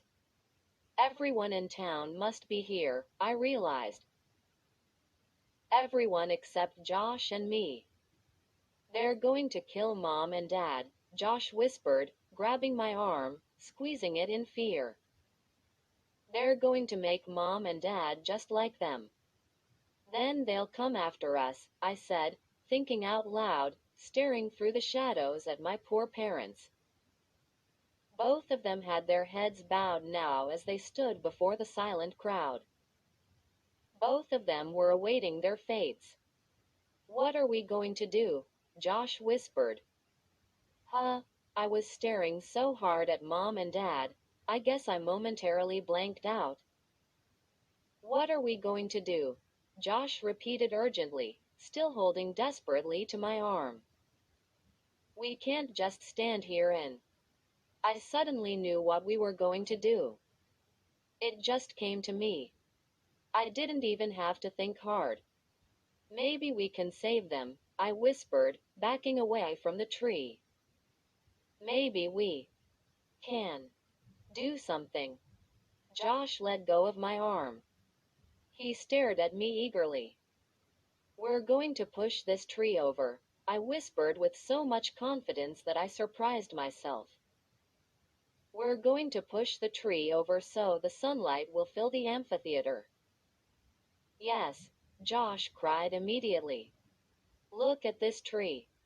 It's practically down already. We can do it." I knew we could do it. I don't know where my confidence came from, but I knew we could do it. And I knew we had to do it fast. Peering over the top of the trunk again, struggling to see through the shadows, I could see that everyone in the theater had stood up. They were all starting to move forward, down toward Mom and Dad. "Come on, Josh," I whispered. "We'll take a running jump and push the tree over. Come on." Without another word, we both took several steps back. We just had to give the trunk a good, hard push, and the tree would topple right over. The roots were already almost entirely up out of the ground, after all. One hard push. That's all it would take. And the sunlight would pour into the theater. Beautiful, golden sunlight. Bright, bright sunlight. The dead people would all crumble. 58. And Mom and Dad would be saved. All four of us would be saved. "Come on, Josh," I whispered. "Ready?"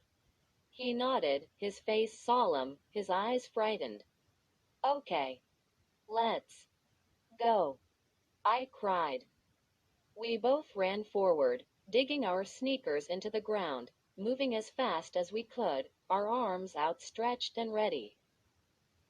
In a second, we hit the tree trunk and pushed with all of our strength, shoving it with our hands and then moving our shoulders into it, pushing.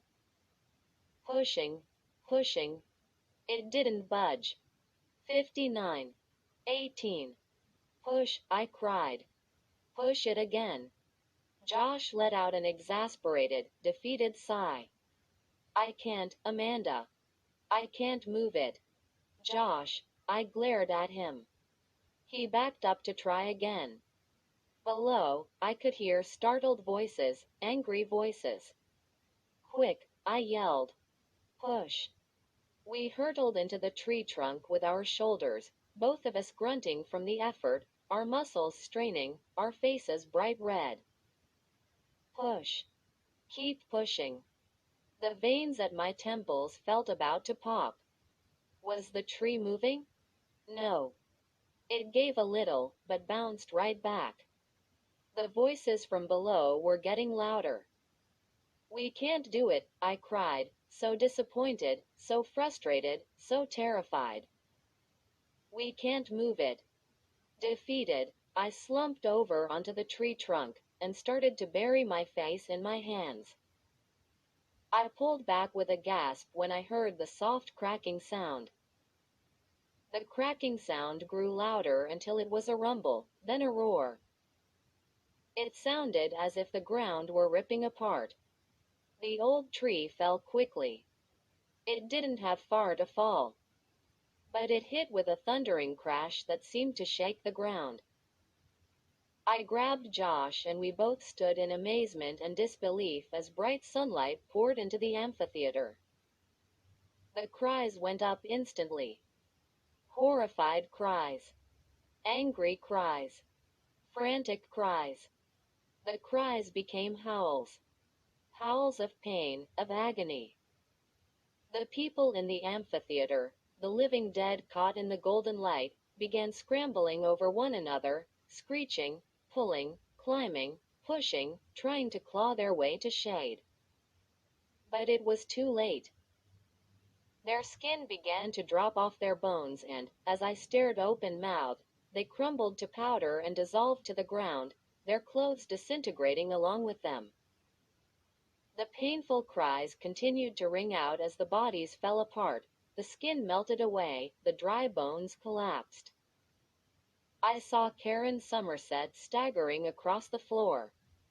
I saw her hair fall to the ground in a heap, revealing the dark skull underneath. She cast 60. A glance up at me, a longing look, a look of regret. And then her eyeballs rolled out of their sockets, and she opened her toothless mouth, and she cried, "Thank you, Amanda. Thank you," and collapsed. Josh and I covered our ears to shut out the ghastly cries. We both looked away, unable to keep watching the entire town fall in agony and crumble to powder, destroyed by the sun, the clear, warm sun. When we looked back, they had all disappeared. Mom and Dad were standing right where they had been, tied back to back, their expressions a mixture of horror and disbelief. "Mom! Dad!" I cried. I'll never forget their smiles as Josh and I ran forward to free them. It didn't take our parents long to get us packed up and to arrange for the movers to take us back to our old neighborhood and our old house. "I guess it's lucky after all that we couldn't sell the old place," Dad said, as we eagerly piled into the car to leave. Dad backed down the driveway and started to roar away. "Stop," I cried suddenly. I'm not sure why, but I had a sudden, powerful urge to take one last look at the old house. As both of my parents called out to me in confusion, I pushed open the door and jogged back to the driveway. Standing in the middle of the yard, I stared up at the house, silent, empty, still covered in thick layers of blue-gray shadows. I found myself gazing up at the old house as if I were hypnotized. I don't know how long I stood there.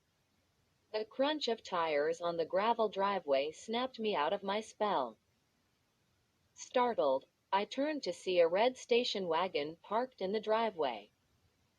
Two boys about Josh's age jumped out of the back. Their parents followed.